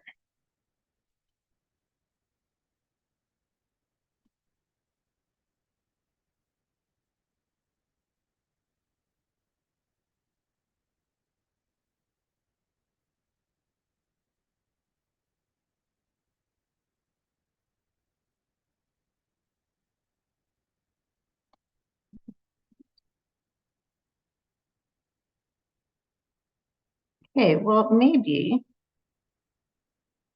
what I can do instead of just sharing my slides is, can I just read them? Yeah, actually, it would work better. You could just email it to us as well, and then we can share it for you. So that makes it a lot easier. Okay, give me 1 second here. No worries.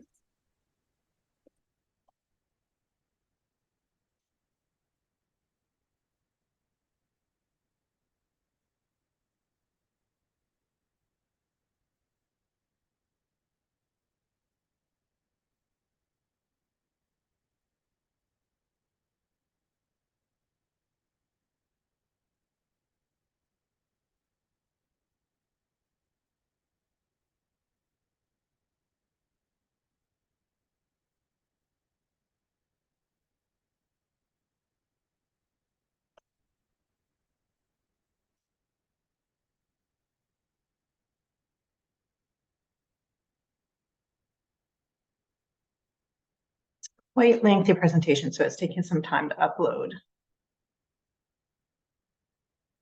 No worries. We'll just share in a bit.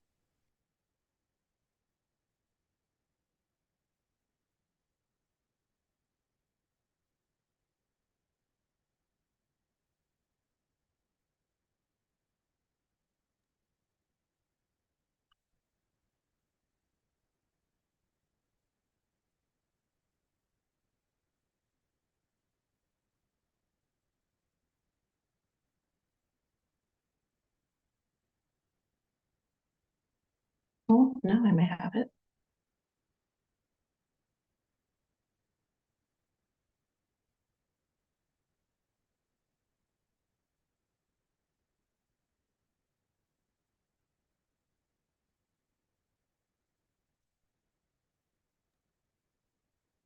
Okay, we can see it now. Thank you. Hey, sorry about that. No worries at all. Okay, so hi everyone. So sorry about that. Like I said, when it comes to tech, it never wants to work for me, which is probably why I'm with the School of Accounting and Finance, and not engineering or computer science or anything like that. It's probably for the best. So before we begin, I just want to give a brief territorial acknowledgement, which is that the University of Waterloo acknowledges that much of our work does take place on the traditional territory of the neutral Anishinaabe and Haudenosaunee peoples. Our main campus is situated on the Haldeman Tract, which is land granted to the Six Nations that includes 6 miles on each side of the Grand River. So hello, I am Kelly Millar, the Admissions and Recruitment Coordinator for the School of Accounting and Finance. And over the next 20 minutes, we'll review 2 undergraduate programs offered by the School of Accounting and Finance. First, we'll focus on Sustainability and Financial Management, or SFM, which is a joint program with the Faculty of Environment. And then we will also review our Accounting and Financial Management program.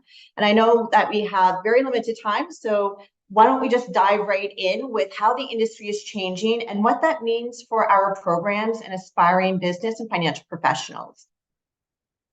So not long ago, the word sustainability, it was really just a buzzword floating around the business world. But today it's different.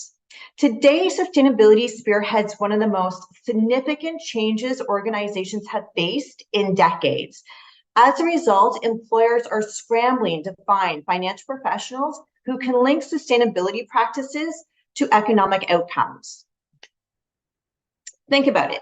Companies today, they're not just focused on the bottom line. They're thinking long-term. So they want to be profitable while being socially and environmentally responsible. Our Sustainability and Financial Management program is at the forefront of this new business world. You'll learn how to navigate the world of accounting and finance with an eye for sustainability. To us, sustainability equips you with the knowledge and skills to incorporate environmental, social, and corporate governance, or ESG factors, into financial strategies, reporting, and decision-making processes. As a result, we're creating a new generation of financial professionals who can link people, profits, and the planet into the bottom line. Let's break it down even further. As an aspiring business and financial professional, you have a responsibility to understand the crucial role sustainability plays in shaping the future of organizations worldwide. SFM fulfills this knowledge gap by equipping you with the skills and mindset required to navigate this new thought process.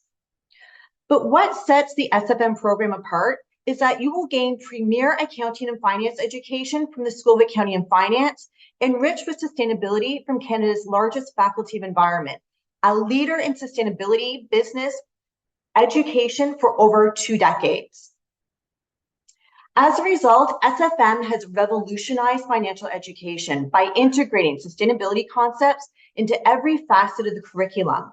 By doing so, you'll be prepared for a world where businesses must balance profitability with environmental and social responsibility. Throughout the program, you'll participate in real-world case studies and projects that tackle sustainability challenges faced by businesses today. So you'll gain a deep understanding of the interplay between financial decisions and their impact on the society and environment. This ensures you'll possess the necessary tools to make informed, responsible decisions that benefit both organizations and the world at large. The SFM program also fosters a collaborative learning environment by working with other students from diverse backgrounds. So you'll develop the cross-functional teamwork skills that are essential for tackling complex sustainability issues. Plus, SFM faculty includes experienced professionals who have been at the forefront of the industry. So they're bringing their expertise and insights into the classroom, ensuring your learning experience is authentic and relevant. And they will challenge, inspire, and guide you as you navigate the complexities of the business world. So how do we do it? Well, in years 1 and 2, you'll gain a solid foundation in sustainability, environment, finance, and accounting. And you'll do this by taking such courses as Intro to Sustainability and Financial Management, Intro to Global Financial Markets, Foundations for Management Accounting, to Field Ecology and Climate Change Fundamentals in year 2. Then in years 3 and 4, you can customize your degree by selecting one of 3 career specializations. First, we have corporate sustainability, which will prepare you to work in the financial departments of companies or to work as part of a team establishing sustainable practices within firms. So this specialization is geared towards students wanting to obtain a chartered professional accountant or CPA professional designation. Then we have government policy and financial markets, which prepares you to work within governance channels, either establishing government policy and regulations or leveraging financial market mechanisms to achieve sustainability objectives. Now, this specialization supports students wanting to attain the CFA or the Chartered Financial Analyst professional designation. And we have Indigenous entrepreneurship, which focuses on the needs and priorities of Indigenous entrepreneurs and captures the unique cultural elements of the Indigenous way of doing business. So while coursework builds your knowledge, nothing, absolutely nothing accelerates professional development like real-world experience. Potential co-op positions include sustainability analyst, financial analyst, ESG internal reporting associate, and business analyst. And you can work for employers like Deloitte, RBC Financial Group, Environment and Climate Change Canada, Sustainable Waterloo, and Manual Life Financial. Now, this is just a small sample of the positions and employers you all have access to. Plus, you can earn on average between $10,500 to over $18,000 Canadian per co-op work term. So overall, you'll take 40 courses, 3 of which are electives. You'll also have a direct route to a chartered professional accountant or CPA professional designation, or a chartered financial analyst or CFA professional designation. And you can receive designation exemptions for the Chartered Business Valuator or CBV professional designation. Plus, you can work towards certificates and designations offered by the Canadian Securities Institute. Plus, you'll graduate with a Bachelor of Sustainability and Financial Management degree, which is the first undergraduate degree of its kind in Canada. So in the end, companies that integrate sustainability into their core operations are not only meeting their ethical obligations, but also gaining a competitive advantage. So by enrolling into the SFM program, you'll position yourself as a leader in this field, equipped with the knowledge and expertise to drive positive change in the world of business, accounting, and finance. Okay, so another area that is rapidly shaping the world of business is technology and artificial intelligence. Driving digital transformation, reimagining business, advancing social, environmental, and economic impact. These are just a few of the next big challenges that the next generation of leaders will face. So that means as a future A&F professional, you'll need a broad understanding of technology, business analytics, and innovation. That's where the Accounting and Financial Management or AFM program comes in. This program has been redesigned with one goal in mind: to equip students with the knowledge and skills necessary to navigate the disruptive forces of tech and AI. So the key to success lies in embracing change and really leveraging technology to our advantage. That's why AFM offers specialized courses that focus on technology integration and analytics, ensuring you have a solid foundation to excel in this digital age. But it's not just about the technical skills. AFM emphasizes critical thinking, problem solving, and effective communication, skills that are essential for success in any business or finance role. That's why the AFM curriculum covers such courses as analytic methods for business, leadership, communication, and collaboration, intro to global financial markets, foundations for management accounting, and impact of technology on business in year 2. AFM also provides the flexibility for you to customize your degree by selecting up to 2 career specializations. First, we have business analytics, which equips you to manage, forecast, test, and optimize data and decision and policy making. Entrepreneurial mindset, which prepares you to think from a new venture perspective. Financial leadership, which will help you build negotiation and leadership skills for the C-suite. Financial markets, which will support you in attaining the CFA professional designation. And then professional accountant specialization, which fulfills the requirements for a CPA designation. And like SFM, AFM students complete 4 4-month paid co-op work terms for a total of 16 months. And you can work as fixed income analysts, finance officer trainees, junior financial analysts, business analysts, auditor trainees, IT finance assistants, and staff accountants. And potential co-op employers include Deloitte, RBC, PwC, Home Trust Company, and Manual Life Financial. And again, this is just a small sample of the positions and employers AFM students have access to. And again, like SFM, students can earn on average between $10,500 to over $18,000 Canadian per co-op work term.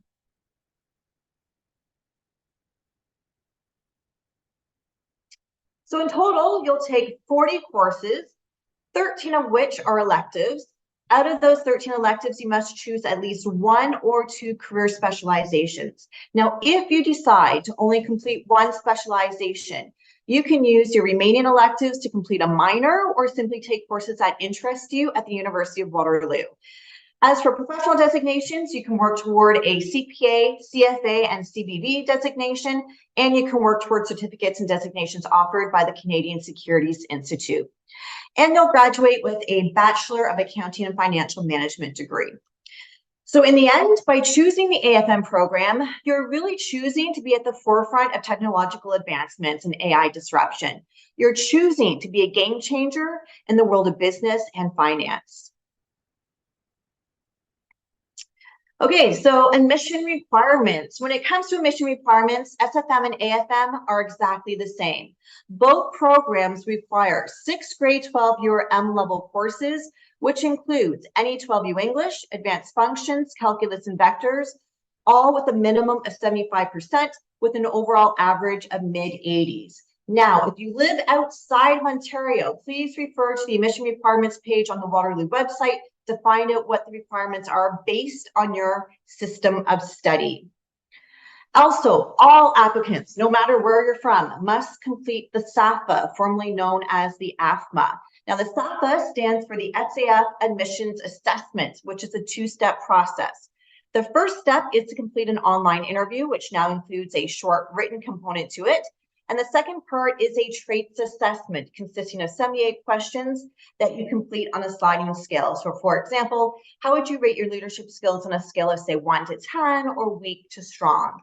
In total, it should only take you about 60 minutes to set up, practice, and complete the SAFA Part 1 and Part 2. Overall, the interview is used to assess a person's ability to communicate in a clear, concise, organized, and professional manner, while the trait assessment assesses a person's ability to, or in the areas of leadership, collaboration, adaptability, and problem solving. So all skills potential employers are looking for.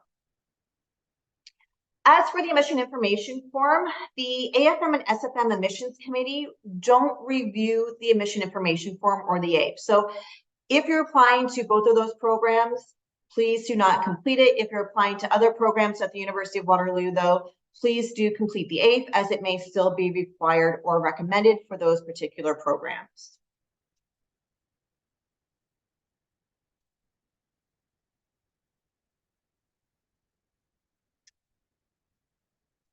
Okay, admission deadlines. So for AFM and SFM, you must apply by February 1st. There are 2 deadlines for the SAFA. So if you want to be considered for early offers, you must complete the SAFA between January 12th and the 16th. That is if you want to be considered for March offers, again, early offers. If you don't really care about an early offer, then you must complete the SAFA between February 12th and 16th. At that point, you'll be considered for offers between April and May.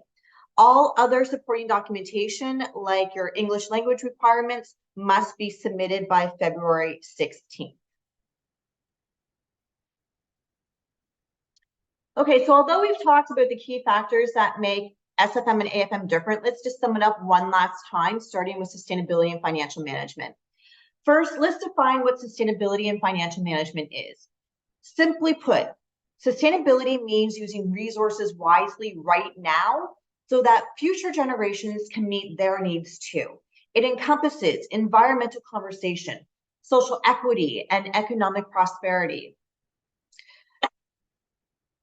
Now, by incorporating sustainability into financial management practices, organizations can take a more responsible approach to their operations, ensuring that they don't harm the environment or exploit communities while pursuing financial goals.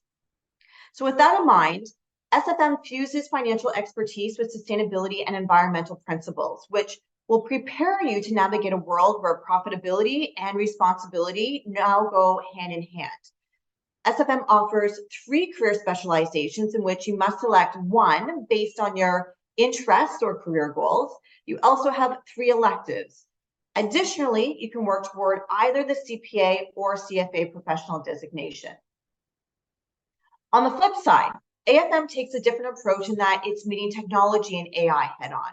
So by combining traditional accounting and financial principles with an emphasis on technology integration, AFM produces graduates who are not only well-versed in financial management, but also equipped to handle and leverage technological advancements in the business world.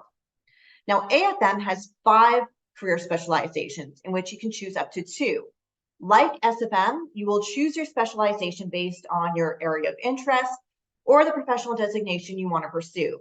If you only complete one specialization, again, you can then use your remaining electives to pursue a minor or simply take courses that interest you at Waterloo. This does mean that AFM provides a bit more flexibility for you to customize your degree. And finally, within AFM, you can work toward either the CPA and or CFA professional designation. So in fact, you can work toward both designations at the same time if you wanted to. Okay, so now that we've covered both programs, let's take a look at the 3 most popular designations AFM and SFM students work toward. Starting with CPAs, have you heard about chartered professional accountants? Are you familiar with what they do? Well, CPAs play a key role within the economy. They offer a strong set of accounting and managerial skills required for today's complex and evolving business world. They also possess a unique mindset and perspective that makes them broad-minded and forward-thinking. For students interested in becoming a CPA, they're in luck because SAF does hold the highest level of national accreditation through CPA Canada. That means if you combine your undergrad degree in AFM or SFM with our Master of Accounting program, which is an additional 8 months, you can earn up to 16 months of professional work experience, which can be applied towards CPA's 30 months of required work experience. And you have the ability to write the Common Final Examination, or the CFE, which is the last exam for the CPA designation, immediately following successful completion of MAC. So as a result, you do get that direct route to a CPA designation in as little as 5 years. CFA. So what's the difference between a chartered professional accountant and a chartered financial analyst, or CFA? Well, a CFA demonstrates a strong foundation in advanced investment analysis and portfolio management, accompanied by a strict emphasis on ethical practice. So for anyone interested in earning a CFA designation, again, you're in luck because SAF is recognized under the CFA Institute University Affiliation Program. That means the AFM and SFM curriculum fulfills a minimum of 70% of the CFA Program Level 1 candidate body of knowledge, which covers academic theory, current industry practice, as well as ethical and professional standards to provide a strong foundation of advanced investment analysis and portfolio management skills. You also have access to all levels of the CFA program sample exam and access to 15 CFA program awareness scholarships worth $1,000 each year. So in 4 years, you'll earn a unique degree that's recognized in the marketplace, up to 16 months of professional work experience that can be focused in the area of finance, and the ability to challenge the CFA Level 1 and Level 2 designation exams by the time you graduate. Then after you graduate, you can write your third and final exam after 1 year of self-study and work experience. So again, it does provide a direct route to the CFA professional designation. And CBV. So the third professional designation you can work toward in AFM and SFM is a Chartered Business Valuator, or CBV. As a CBV, you help determine the economic value of a business or company, including finding their fair value. You'll also be able to determine the sale value, establishing partner ownership, and taxation. So students enrolled in our Master of Accounting program receive advanced standing in the Canadian Institute of Chartered Business Valuators, or CICBV program of studies. And you do this by successfully completing our business valuations course offered in MAC. Now, I should also mention that MAC is exclusive to SAF students only. And that's it. Thank you so much for listening to that presentation. I know we have a Q&A session now, so I will turn on my camera. Thank you so much. We learned a lot from your presentation, and I believe it's quite admirable how your program prioritizes both innovation and sustainability, as the two aren't mutually exclusive. And I know a lot of us want to enter that field in the future. So yes, we will turn into our Q&A session, and we have a few questions in chat for you. The first question we have is about co-op. So how much does a co-op get paid, and are there any requirements for actually doing a co-op? Yeah, so as I mentioned, within AFM and SFM, you'll earn on average between $10,500 to over $18,000 plus Canadian. All co-op at the University of Waterloo, no matter the program, is paid. So you are going to get paid for your experience. As for the requirements, there's really nothing that you need to do. As soon as you are accepted into the program, you will automatically be accepted into co-op. So there's no separate application stage. We don't just take the top 10%. You will start in the second year of AFM or SFM. Thank you for your response. Our next question for you is, even taking into account the pre-existing grade inflation, is the mid-80s cutoff still a realistic statistic? It is. And I know a lot of people want to know what the cutoff average was for previous years, and I really can't give out that information because it would be misleading, because it really does depend on the applicant pool of that year, as well as we take a look at your performance on the SAPA. So it's not just taking a look at your marks, it's also looking at your performance on the SAPA. So ideally, all you can really do is do the best grades-wise and the best on the SAPA.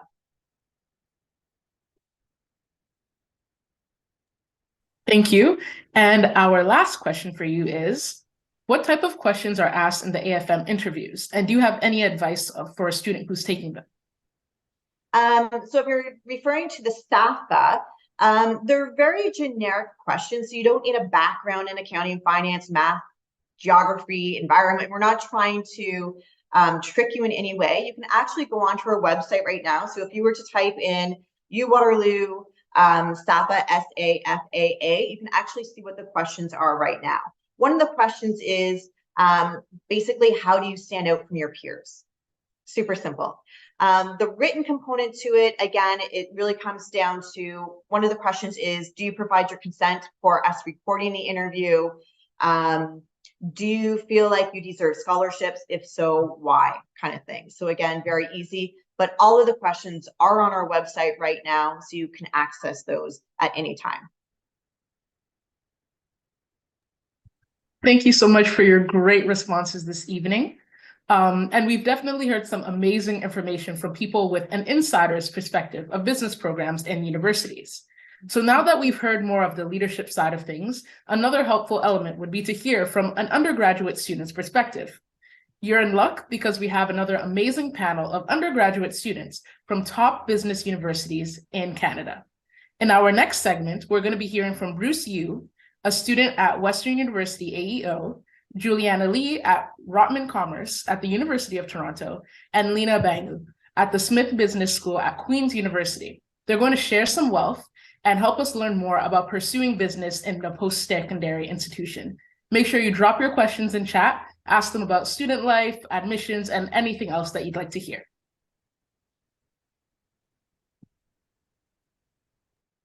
Yeah, so I'll just get things started for us. If you guys could all introduce yourselves, talk a bit about the program you're in, whether you're in a dual degree, what schools you go to, and something that you're passionate about.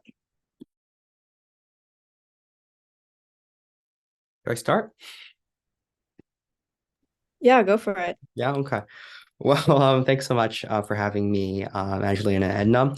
My name is Bruce Yu. I'm currently a student at the University of Western Ontario, enrolled in the Bachelor of Management and Organizational Studies, which we call BMOS for short, with advanced entry opportunity to the Ivy School of Business. So I've been at Western for a couple months now, really amazing campus. I've been to a couple campuses, and I can say very confidently that Western really has one of the more aesthetic ones out there.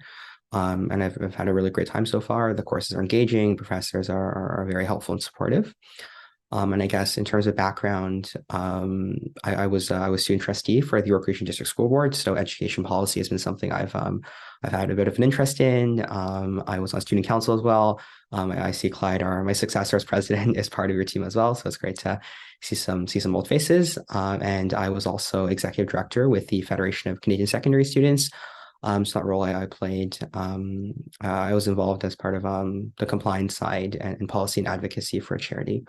That's a little bit about myself. Very happy to talk about any of those experiences and, of course, my time at Western. Thanks again for having me. I can go next. Hi, I'm Juliana. I'm a first-year Rotman student. First year, so at the end of first year, you choose between 3 specialists. I want to go into management, hopefully, and the campus here at U of T is really nice. The buildings are very aesthetic. They just recently finished the construction at King's College Circle, so it's a really nice place to hang out with friends. And something I'm really passionate about is dance. All right, I'll go last, I guess. I'm Leena. I'm a third-year student. So I'm doing a dual degree. My main degree is commerce, but then I took a whole bunch of different art side courses and really loved political studies. We call it political studies at Queen's for some reason. They did explain it to me why in the intro course, completely forgot. But yeah, so that's, I guess, a little correction to the slide. In terms of, I guess, background and interests, I'm definitely a bit more of, I guess you could say, an outcast in the business space because my background, I guess, in high school, I was more involved in like theater, a bit in the school paper and that sort of stuff. And now then business, I tend to focus more on, I'd say, sustainability, ethics, good governance, that sort of stuff. And it does end up relating to the things I'm interested in, political studies as well. So yeah, I guess that's just a little bit about me. If anyone's interested in a dual degree, I would love to chat. Thank you so much for your amazing introductions. We are going to launch straight into our questions. So our first question for you actually comes from a parent, and they're asking, what is the biggest challenge for a student to apply to these top business schools?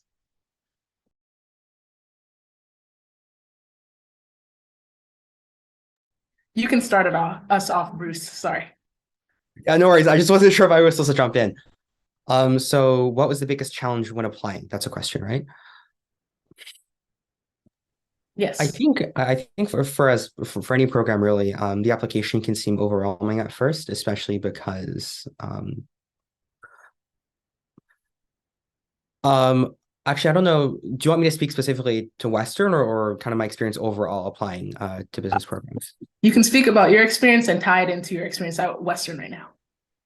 Sure. I think the questions are, there's a lot of questions that you have to go through when applying, obviously.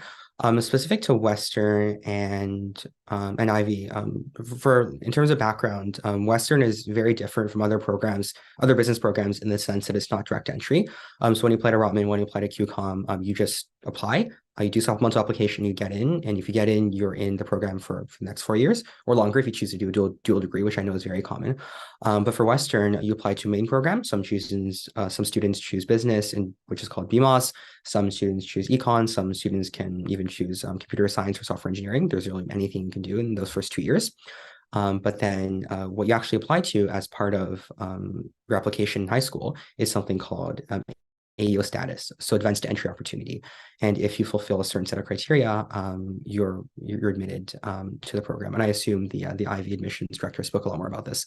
So the Ivy questionnaire focuses a lot on extracurriculars, and I recall going through the QCOM one as well, and that one seemed to focus more on personal identity and your lived experiences. So Western does place a lot of emphasis on extracurriculars. So it's really important that you're able to articulate it in a manner that shows your impact, right? It's not just, describing what you did. I think this ties back to advice on writing resumes as well. The fact that you shouldn't just be describing what you're doing in terms of roles and responsibilities. It's also really, really important to talk about impact, especially numbers, if it's possible. So I think really filling out the application is probably one of the more challenging parts because it does require you to sit down there and write. Western specifically, the Ivy application, if it's saying the same as this year as it was last year, it is 500 words each for an extracurricular, and I think you have 5 more slots, so for a total of 7.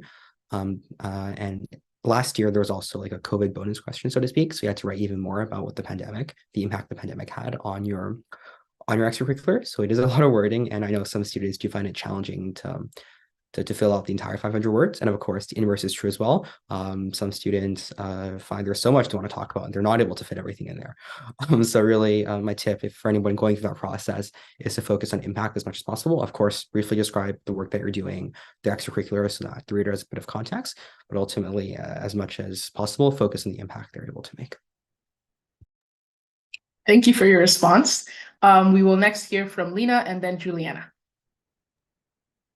Yeah, I'd say when it comes to the applications, I don't even I guess just a general thing with any sort of supplementary application is getting started. It's a really weird sort of thing. It's probably your first time having to apply to something and kind of justify why you should get in, why you're a good fit. At least coming from my high school where we didn't really have people were passionate about things, but it wasn't like we were having to compete to get into extracurriculars.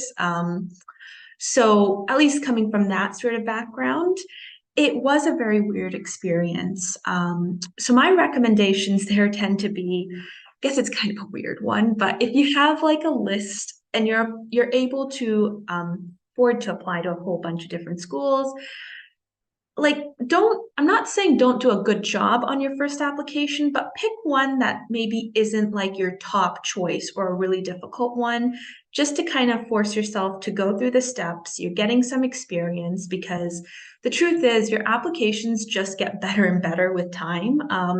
The first one is going to be compared to your last one, it's not going to be quite as great, I guess you could say. So really just getting started, pick one, go with it, go through the steps. In terms of actually I guess talking about yourself, your impact and stuff. So with my high school, we actually got, or at least if you went to the counselor, you were able to get this brag sheet. The original purpose was if you need a reference, you give it to your teacher, they have something to look at. But then if you kind of just go through that and you're reflecting over your entire high school experience and you're trying to go, okay, and then my presence there brought it from this to this. So kind of taking some time to actually reflect over that.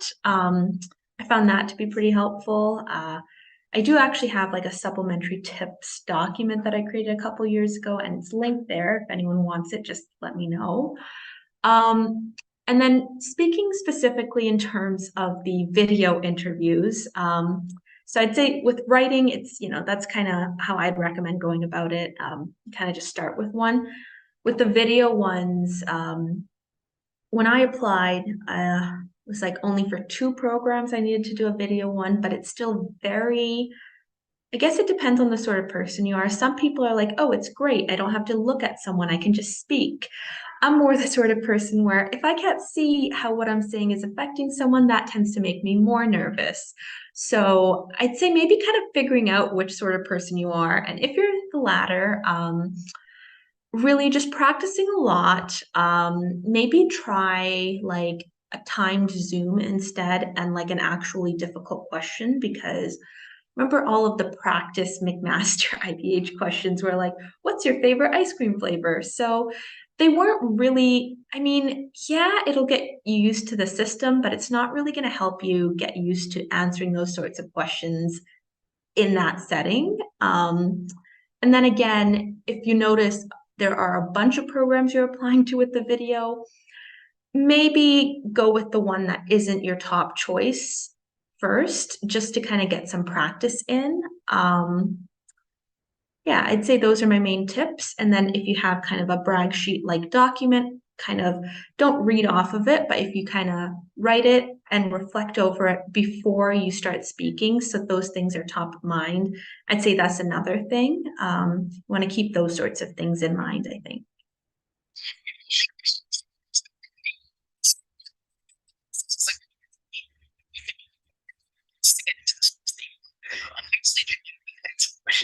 And I don't think we could hear you on your audio. Oh, sorry. Can you hear me now?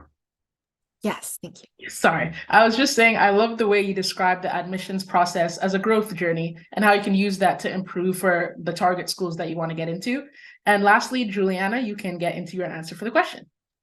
All right, thank you. So I think for the written portion, it's really important to take credit for the work you've done. So for me personally, I was very tentative because I didn't want to appear like I was trying to brag or seem narcissistic. So I think a really great thing that Bruce mentioned also was to describe your impact. Don't be afraid to take credit for the impact you've made on extracurriculars. And for video interviews, so you have to do one for Rotman. I found it very nerve-wracking because you only get one take for each question. I also, adding on to Leena, had like a brag sheet kind of all the things that I accomplished or contributed to before, and just refreshing my memory on things that I've done. And I also looked on Reddit to see what sort of questions people were asked before, just to get a general idea and to see what they're really looking for. So for Rotman, one of my questions, because they also have timed essays, was the environmental responsibility that businesses have. So just like refreshing just basic concepts, looking at past questions to really know what you're getting into. Thank you very much for all your responses. Our next question is one that we've received from a lot of students. So for each of your respective schools, what are some good extracurriculars that you should focus on and highlight in your applications? You can start us off, Bruce, and we'll go to Leena and then Juliana. What are good activities to highlight in your application? That is a great question. I wish there's a catch-all. So obviously take this with a grain of salt. With respect to Ivy specifically, what they're looking for is leadership impact. I unfortunately missed Matt's presentation, but I'm hopeful he said something along those lines. And it's really demonstrated leadership impact that they're looking for, right? Probably goes without saying, but if you're a leader of a nonprofit versus just a DECA member, it's better to talk about leadership in a nonprofit. Specifically that example, yes, DECA is a business club. Yes, FBLA is a business-oriented club and competition, but ultimately a lot of skills are transferable to business. As a matter of fact, you see a lot of people in the workforce go into business without necessarily having a business degree. So Ivy specifically, they are looking for leadership impact. So anything that you can do that shows leadership impact is great. Certainly, being president of your DECA chapter is great. Student council president, the leader of a nonprofit. Those are your typical examples of leadership that I think resonate really well with the Ivy AU admissions team. But also things like being captain of a sports team. That's very, very well regarded. If you're a camp counselor, if you're a lifeguard, those are also elements of leadership that Ivy really values. And if possible, if I were in your shoes, I would definitely speak to any of those experiences, because the way the Ivy application is structured, you have 500 words where you can really, really expand on two topics of your choice or two extracurriculars of your choice. And in those two slots, I would definitely prioritize things that have high levels of leadership. And of course, in the remaining 5 slots, if it still is 5 slots, you can speak to the other things that you've been involved in. And, having DECA Club member as one of those is great because you can also talk about business experience, but you don't necessarily need 500 words to go on, to write on if you're just a DECA Club member as opposed to an executive. If you're an executive, if you're a chapter president, something like that, I would put that in the 500 words. But if not, you can kind of add that at the end. So it does show you have business experience, which is certainly not a downside. Certainly something good, I think, to mention, but it's probably best to choose leadership over just strictly business extracurriculars, if that makes any sense. Thank you for your response, Bruce. I understand that leadership skills are definitely the underlying factor for a lot of these applications and succeeding in post-secondary. Moving on to you, Leena. Yeah, I'd say with Smith, they weren't necessarily looking for this sort of stuff when I applied, but it's kind of nice that with the way it's changed over the past, I guess, 2, now we're on to 3 admission cycles, it's kind of come more in line with the way I approached EC extracurriculars and then writing about them, which is really kind of just do what you're actually interested and passionate about. Don't force yourself to do something because you think that's what a business student should do or should be like. And I think that's especially true when it comes to Smith, because a lot of what we do now, it is starting to focus more on, okay, yeah, there are actually a whole bunch of different jobs you can get with this degree. There are a lot of different ways to approach a lot of these issues. And then we're also focusing a lot more, I'd say, on, everyone kind of brings a different perspective to whatever you're talking about. We have like a 3rd-year business for good class, which is, it's an interesting time. But, we have people who at this point, they're very heavily focused on finance or consulting. But then there's also people who are maybe more into marketing. Me, I am doing kind of whatever I'm doing at this point. But yeah, so I'd say when it comes to extracurriculars, do what you're actually interested in and passionate about. And really take it as a learning opportunity. I remember when I was starting high school, I was just like, it was a nervous time. I wasn't really sure what high school was going to be like. And I'm still not that extroverted. I was always on the stage management side. I was not on stage at any point during high school. So like for me, it was like, okay, well, if I hate it, I hate it. But if I love it, that's great. Or I get to meet people.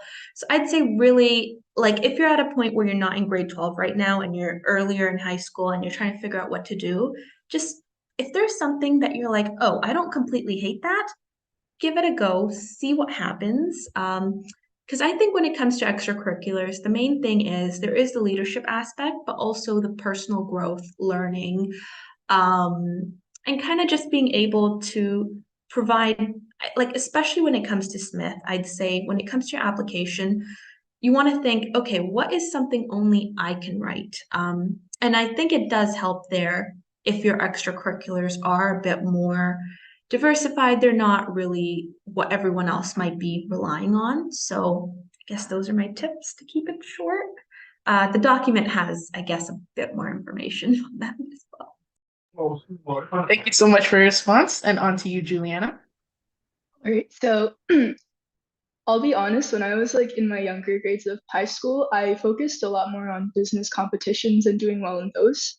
And I started becoming more involved later on, which is something I think if I could go back and fix, it would be to join in more leadership opportunities early on. So in grade 12, I was one of the lead trainers for my school's DECA club, and that really helped me know what to write for my applications. There was a lot of leadership opportunities I had for that, so I definitely recommend starting as early as possible. I also recommend trying to be well-rounded and just like not put all your eggs in one basket in your early years. So I also did competitive volleyball and I joined my school's dance team.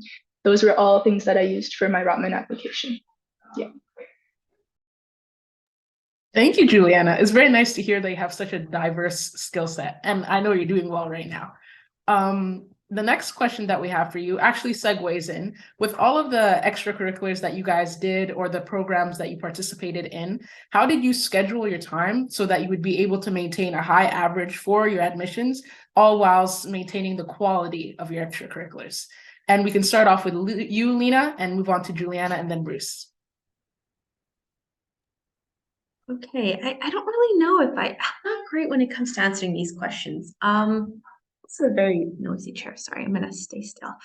Um, to be honest, like I graduated a year early from high school. For me, it was always a matter of just kind of taking some summer courses, online courses, getting that done faster. So I didn't really have a lot of issues when it comes to the course side. Although in my last year, that was when it was like, okay, yeah, now things are really difficult and I do actually need to focus a bit more on them. But it was kind of weird because it was when we went to like these quarters. So by the time theater came around, I'd kind of done all of my really rigorous courses already. But I'd say the main thing is if you're able to get something done in class, just get it done. Don't like if you can avoid, especially at the high school level, like I felt they gave us a lot of time to work on things, at least the high school I was in. Get things done during class. That's one less thing to worry about. But also, like, this is especially true for theater. When you're in the space, be in the space. Don't be doing something else and then you have to play catch up on this other thing when you're at another thing. So kind of avoid that whole, because it's kind of like when you're trying to pay back a debt by taking on more debt. Don't fall into that cycle. Get things done when you're supposed to get them done. Other than that, I mean, I'd say don't overload yourself with extracurriculars.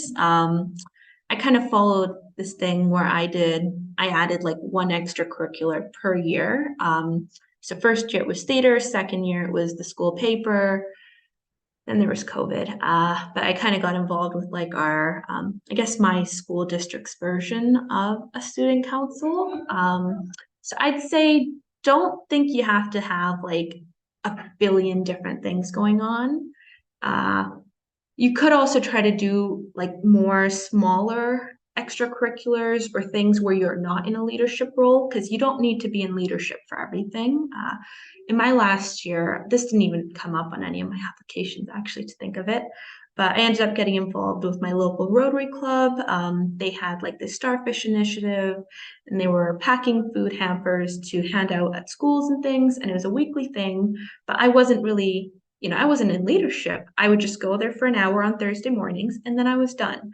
So I'd say don't overload yourself with the number of extracurriculars, but also don't overload yourself when it comes to the responsibilities you take on for each extracurricular. I think that's a big part of it as well. Thank you for your response. This is very valuable advice that I'm sure we all can utilize. Moving on to you, Juliana. So one thing I did was really focus on one or two extracurriculars, just like Leena said, not to overload. So I really focused on being lead trainer for DECA and competing as like at ICDC. And I also focused a lot on competitive volleyball because it involved a lot of collaborative situations. And in terms of grades, what I did that I found was really helpful was because I shared a lot of courses with my friends, we often like kept each other on our toes by going on calls or just checking in on each other. And I also had like an everyday to-do list so that I had a clear-cut plan of what I needed to accomplish every day. So overall, just have an idea of what you want to do every day. Don't procrastinate. Those habits, if you carry through into university, will not do you any favors. And just like focus on core extracurriculars that will really showcase what you can offer. Thank you. Also very great advice. Moving on to you, Bruce. Thanks. This is like my favorite question, to be honest. So I have quite a few thoughts to share on this one. So I guess echoing some of the thoughts shared before, like avoid multitasking. I think there's something called the myth of multitasking, and it really does come down to that, right? If you are trying to do two things at once, more often than not, you're not doing any of them correctly, or you're not doing any of them with the quality that those two tasks deserve. So definitely avoid that. And same thing about living the moment, right? If you're out at a party, if you're out doing something fun, if you're out de-stressing, try to live in that moment, try to really enjoy what's going on at the moment, as opposed to getting distracted by, the crushing workload that you have waiting for you when you get home. So that's, I guess, the two things I would start off with. But also in terms of more practical tips, try to take advantage of the, like, I like to call them the little times between events. So if you're commuting, I don't know, listen, for university, I guess you have pre-recorded lectures. In high school, it's a little bit different, but if you're able to catch up on something, whether it's listening to a video explaining our concept while in the car, going between sporting events, anything like that is really beneficial. Just try to take advantage of every little moment you can, of course, without stressing yourself out. I remember doing calculus homework during the school board meeting because that's just what it came down to, and that's okay. And I think as long as you're being respectful, so totally okay. Because if you're in an environment where, I hesitate to say this, but if you're in an environment that's mostly adults and you're kind of in a, because as a student trustee, I was mainly interacting with adults, and at first I was worried, are they going to look upon me negatively because I was doing homework during a board meeting? But also you have to remember, you are a student first and foremost, right? So I don't know if there's anything direct that's kind of similar to that, but I hope you get the sense of what I'm trying to say. And it's really that it's absolutely okay to want to put schoolwork before other commitments, because fundamentally you are a student, right? You're a student athlete. The student comes before the athlete. I hear that a lot. But also, taking advantage of class time, right? If you're given class time, try not to fool around. I get the temptation to joke with your friends, and I've certainly been guilty of that, but try to focus on your task as much as you can, because that way you don't have to spend more time later on trying to catch up. But also on that note,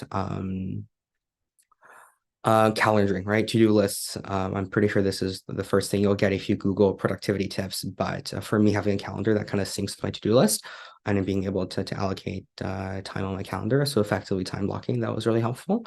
But also tying into that, it's important to be realistic with the expectations that you set for yourself, right? It's totally okay to not get everything done on your to-do list, because sometimes you underestimate the time that you need for a task. That happens to me very, very often. I see, this homework is going to take me 1 hour, but it ends up taking 3. And now I'm tired. I want to go to sleep. So totally okay. Don't beat yourself up too much for that, because it's totally normal for time allocations to change. And I know I did mention sleep, but try to get sleep. Surviving on coffee is not healthy. I had to do that during IB exams, so it's not fun. But as much as you can, try to get some sleep. That way you're not reliant on coffee or energy drinks.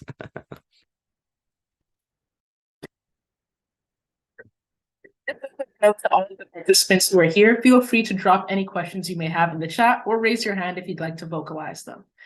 Our next question for you is more of a fun question. So what about your school, or what is the best part of your school currently? And we can start off with you, Bruce, and move on to Juliana and then Leena. Can I do 2 things? Is that okay? Yes, go right ahead. Yeah, sure. Okay. For me, it's really the flexibility of my course schedule. And I'm certainly not trying to throw shade at anyone. Please don't get me wrong. But I was considering when I was making my decision on where to go, my 2 choices were Western. The other one was McGill's, just Hotel Faculty of Management. And just looking through the course curriculum, the one benefit of this 2+2, the lack of direct entry into the actual business school at Western, one of the benefits of that is the flexibility in course scheduling. So I'm able to take a lot more courses in a field that I enjoy. For those of you that may know me, you might be surprised I'm not majoring in political science, but I am actually taking more political science courses than business courses. And that is actually one of the benefits of the program at Western, the fact that Western's a big school. So I mean, all of these universities are pretty big, and I imagine you would all have lots of course options, but Western specifically is one of the bigger ones, I want to say. I hope it is. But I do have a lot of course options here, and I assume if the school is bigger, you'd have even more course options. So that's certainly one of the benefits, the flexibility of being able to take what I want and having courses that fit into my schedule. And secondly, I know I started off with this, but the campus really, really is beautiful. It has I don't know how to describe architecture, but I'm just going to use the word aesthetic. I know it's probably a poor choice of words for anyone who's actually majoring in architecture, but it really, really is a beautiful campus. And walking through it during the day or even during the night, you're kind of blown away by how nice it looks. And it really does resemble a college campus or university campus. So for anyone that's considering Western, know that you will be in a very nice area that looks great on Instagram, but also you'll have the benefit of having some really nice course options and lots of flexibility in your scheduling, and as well as flexibility in terms of what courses you need to take for your modules. Thank you. Those are some really great incentives to go to Western.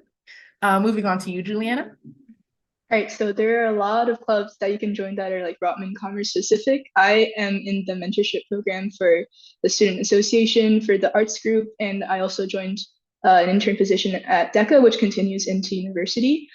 In terms of course load, I will admit that they do kind of work you to the bone in first year, but it's really great because it really prepares you for the future years and for any internship opportunities.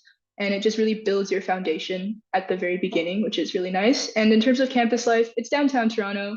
There's so many food options and like places to go with your friends if you have the time for it. I know a lot of people like Chinatown because Chinese food is pretty great. Thank you. And moving on to you, Leena. Ooh, all right. So I guess this is kind of the opposite of Bruce's thing.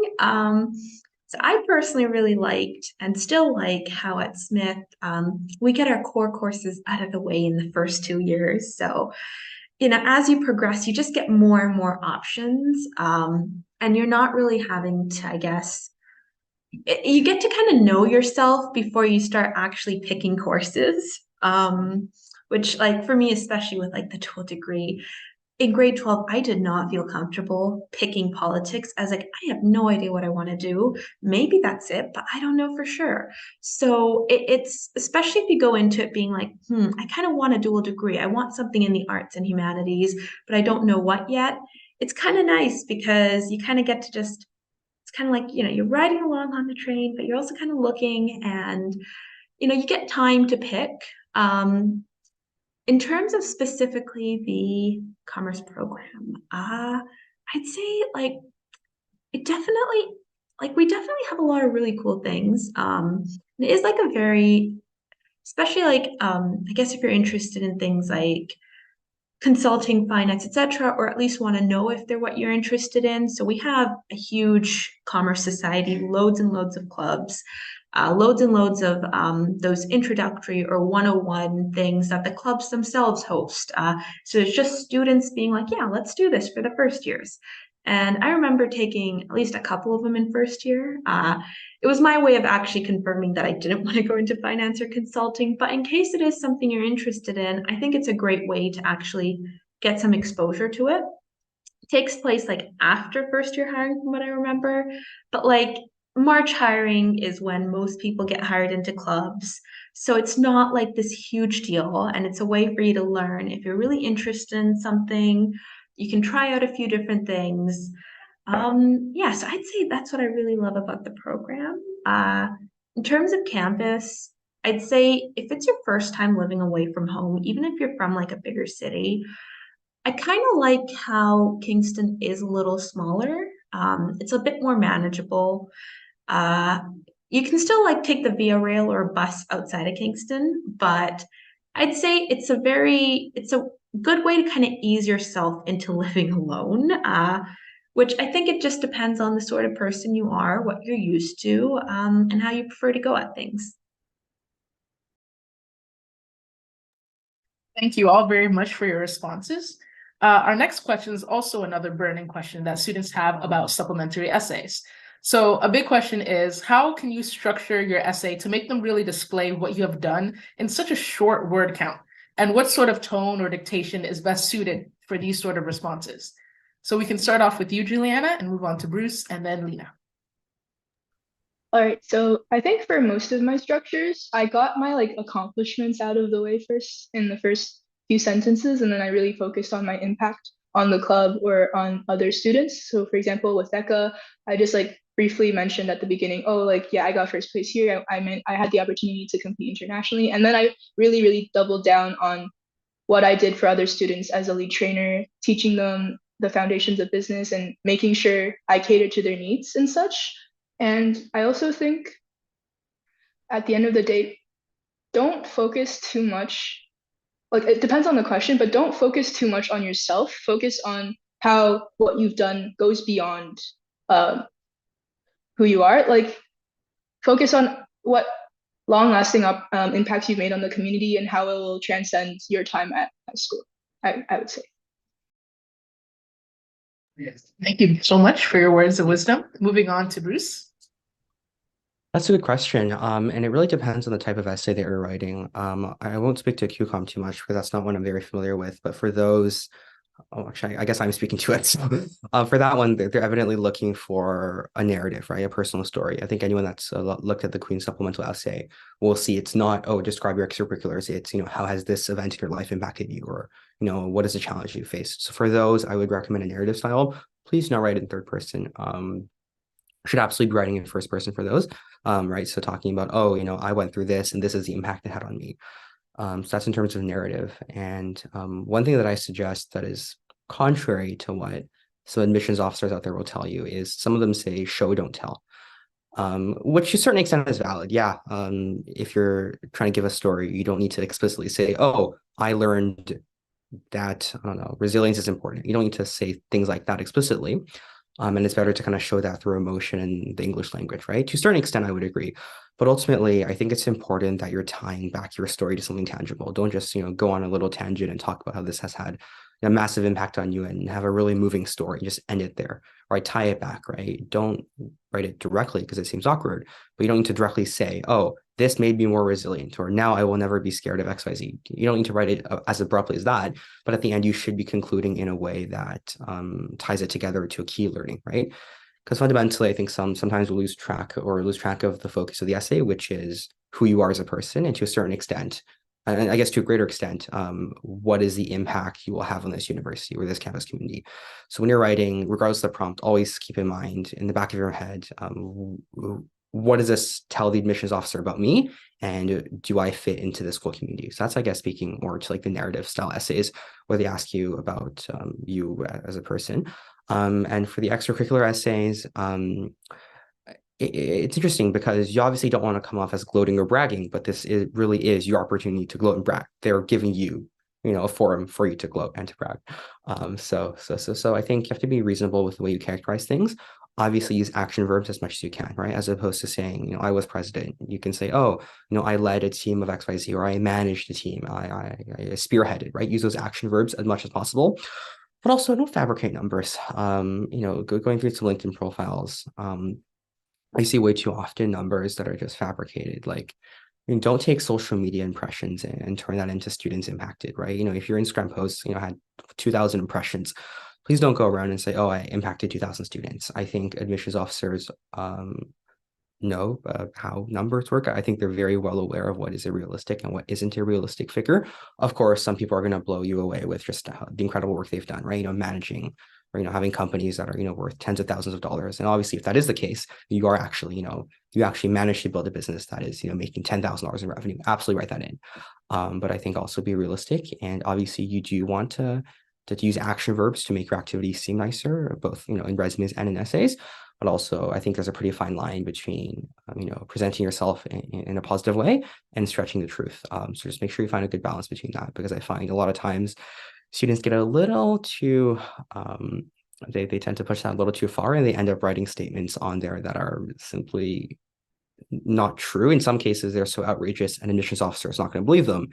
And in some cases, they're misleading. So I'd be cautious of that. Definitely use action verbs. When you're writing extracurricular bullet points or those essays, you can really be relying on resume kind of resume words. So if you want to Google resume action verbs, that sort of thing, you absolutely want to include. But again, I would be very, very cautious with the way they're portraying things, because you want to be honest. And if there are issues down the road, that doesn't really reflect well on you as a person. Thank you. And you, Leena? Yeah, so I guess just a little thing about extracurricular related kind of essays, or like the descriptions. The format or the structure that I guess I used. I'm also looking back at my doc and kind of what I wrote back then, because it's been a while since I've thought about this. But yes, the structure that was recommended to me and that I used was STAR. Situation, task, action, result. So kind of sticking with that. As for Smith in particular, again, write something only you can write. Your main thing I'd say is, what's this unique value you bring? Lately, the focus has also been on reflecting on your positionality, and I haven't read any essays this year, but I have the past 2 years. And one issue that I have found is, I guess it comes down to tone, word choice, or something there. when you're writing and you're trying to maybe talk about some charitable thing you did, I'd say be very intentional and make sure you're really like, maybe have someone else read it over, have a few different people read it over to make sure you're coming across the way you want to come across, because there were some where it wasn't really saying much about their position or their reflections on their positionality. It was coming across as a little arrogant, I guess you could say. So, and again, it could just be that it was me. But I'd say when it comes to the narrative styles, you want to make sure you have a few different people read them, because you want to show your personality, but you also want to avoid any misunderstandings or maybe different people interpret tone differently, or word choice. And then, yeah, so substance over style, that was another one. Maybe have a hook, have something to draw them in, but then don't spend like 10-20% of your word count just trying to set the stage for some sort of metaphor that takes a lot of effort to follow along with. You don't want to go so full-fledged when it comes to style that you're not really adding any substance or you're missing a lot of substance. I'd say those are the main ones. And again, show how you bring value to the program, how your values or your interests and things, how you fit in with the program. I'd say those are kind of my main tips. And yeah, like I'd say if you don't already have it, get Grammarly. That's like, when it comes to writing, that's a very basic and easy thing to do. Use Grammarly. It helps a lot. It's great. Don't really need to too much more than that, and get a few different people to read it over. Thank you all so much for your responses. That is unfortunately all the time we have for our panel. But if you have any questions, feel free to share them in chat or directly email CYIS and we can refer you to the relevant people. So now as the event comes to a close, we're going to hear a message from our lovely presidents. So Angelina, I hand it over to you. Okay, thank you so much. So I just wanted to say a huge thank you to you guys who came out today. We can all tell that you're very proactive in your education, and we'd love to see you get involved with CYIS as well. But thank you so much to our panelists as well. You guys had some amazing advice, even some of it that as a student, I didn't even consider as well. But if you guys have any other questions, feel free to reach out to us. Feel free to email us. If you want a contact of a certain panelist, you want to have a chat with Matt or something, feel free to message me. I can also drop my LinkedIn in here if you guys have any questions. And if our panelists, if you would like to do so as well, feel free to do so. If you're not comfortable with that, that's okay. But I think that is all for today. I also wanted to chat a bit about CYIS and kind of what we have to offer in terms of the opportunities here. So this is just a part of the kind of education that we offer in terms of bridging the gap between, how accessible is the admissions information compared to how can I actually get there? So if you're ever interested in getting involved with CYIS, we have executive positions, we have branches. And I think the nice part about it is that we have this small flair to it. Although we're a fairly small organization, it's a few hundred members, we still create impact, we drive impact. We're able to collaborate brands like CPA Ontario. We're hosting an upcoming event with Wealthsimple in Toronto. So if you guys would love to get involved, get some experience in case competitions, pitching, and just kind of get access to these kinds of opportunities, feel free to reach out to us. We do hiring pretty regularly, so keep an eye out for that. But we also have branches. So tying a bit back to the leadership opportunities that we have here, if you start a branch, I personally talked about it for my university application, but if you're interested in it, feel free to check out our website. We're doing a huge renovation, so check out our new website in a bit. But that's all for today. Thank you so much. I'll drop my LinkedIn here as well, so feel free to connect with me. And one more thing before I go. I saw a question earlier about a student asking if LinkedIn was a good idea as a high school student. I would say yes. definitely get it. Be proactive because you are here to learn. Do not depend on your teachers. Do not depend on the people around you. You have to be proactive to take on these opportunities. And you guys being here is like a really true example of that. But I would say like definitely do as much as you can to drive that impact in your community. Give back to the people that you care about, the communities you care about. And it's so much more than just college applications and university applications, right? Like at the end of the day, like if you create true change, like that will open up huge doors for you as well. So kind of tying back into that, if you ever would like to get involved, like feel free to reach out to us. But yeah, that's all. Thank you so much, guys. You're free to go. Feel free to connect with us on LinkedIn, send us a message, ask for a chat. We're always down to have a good conversation with you. If you had any questions that weren't answered, feel free to ask as well. We'd love to get back to you. Thank you, guys.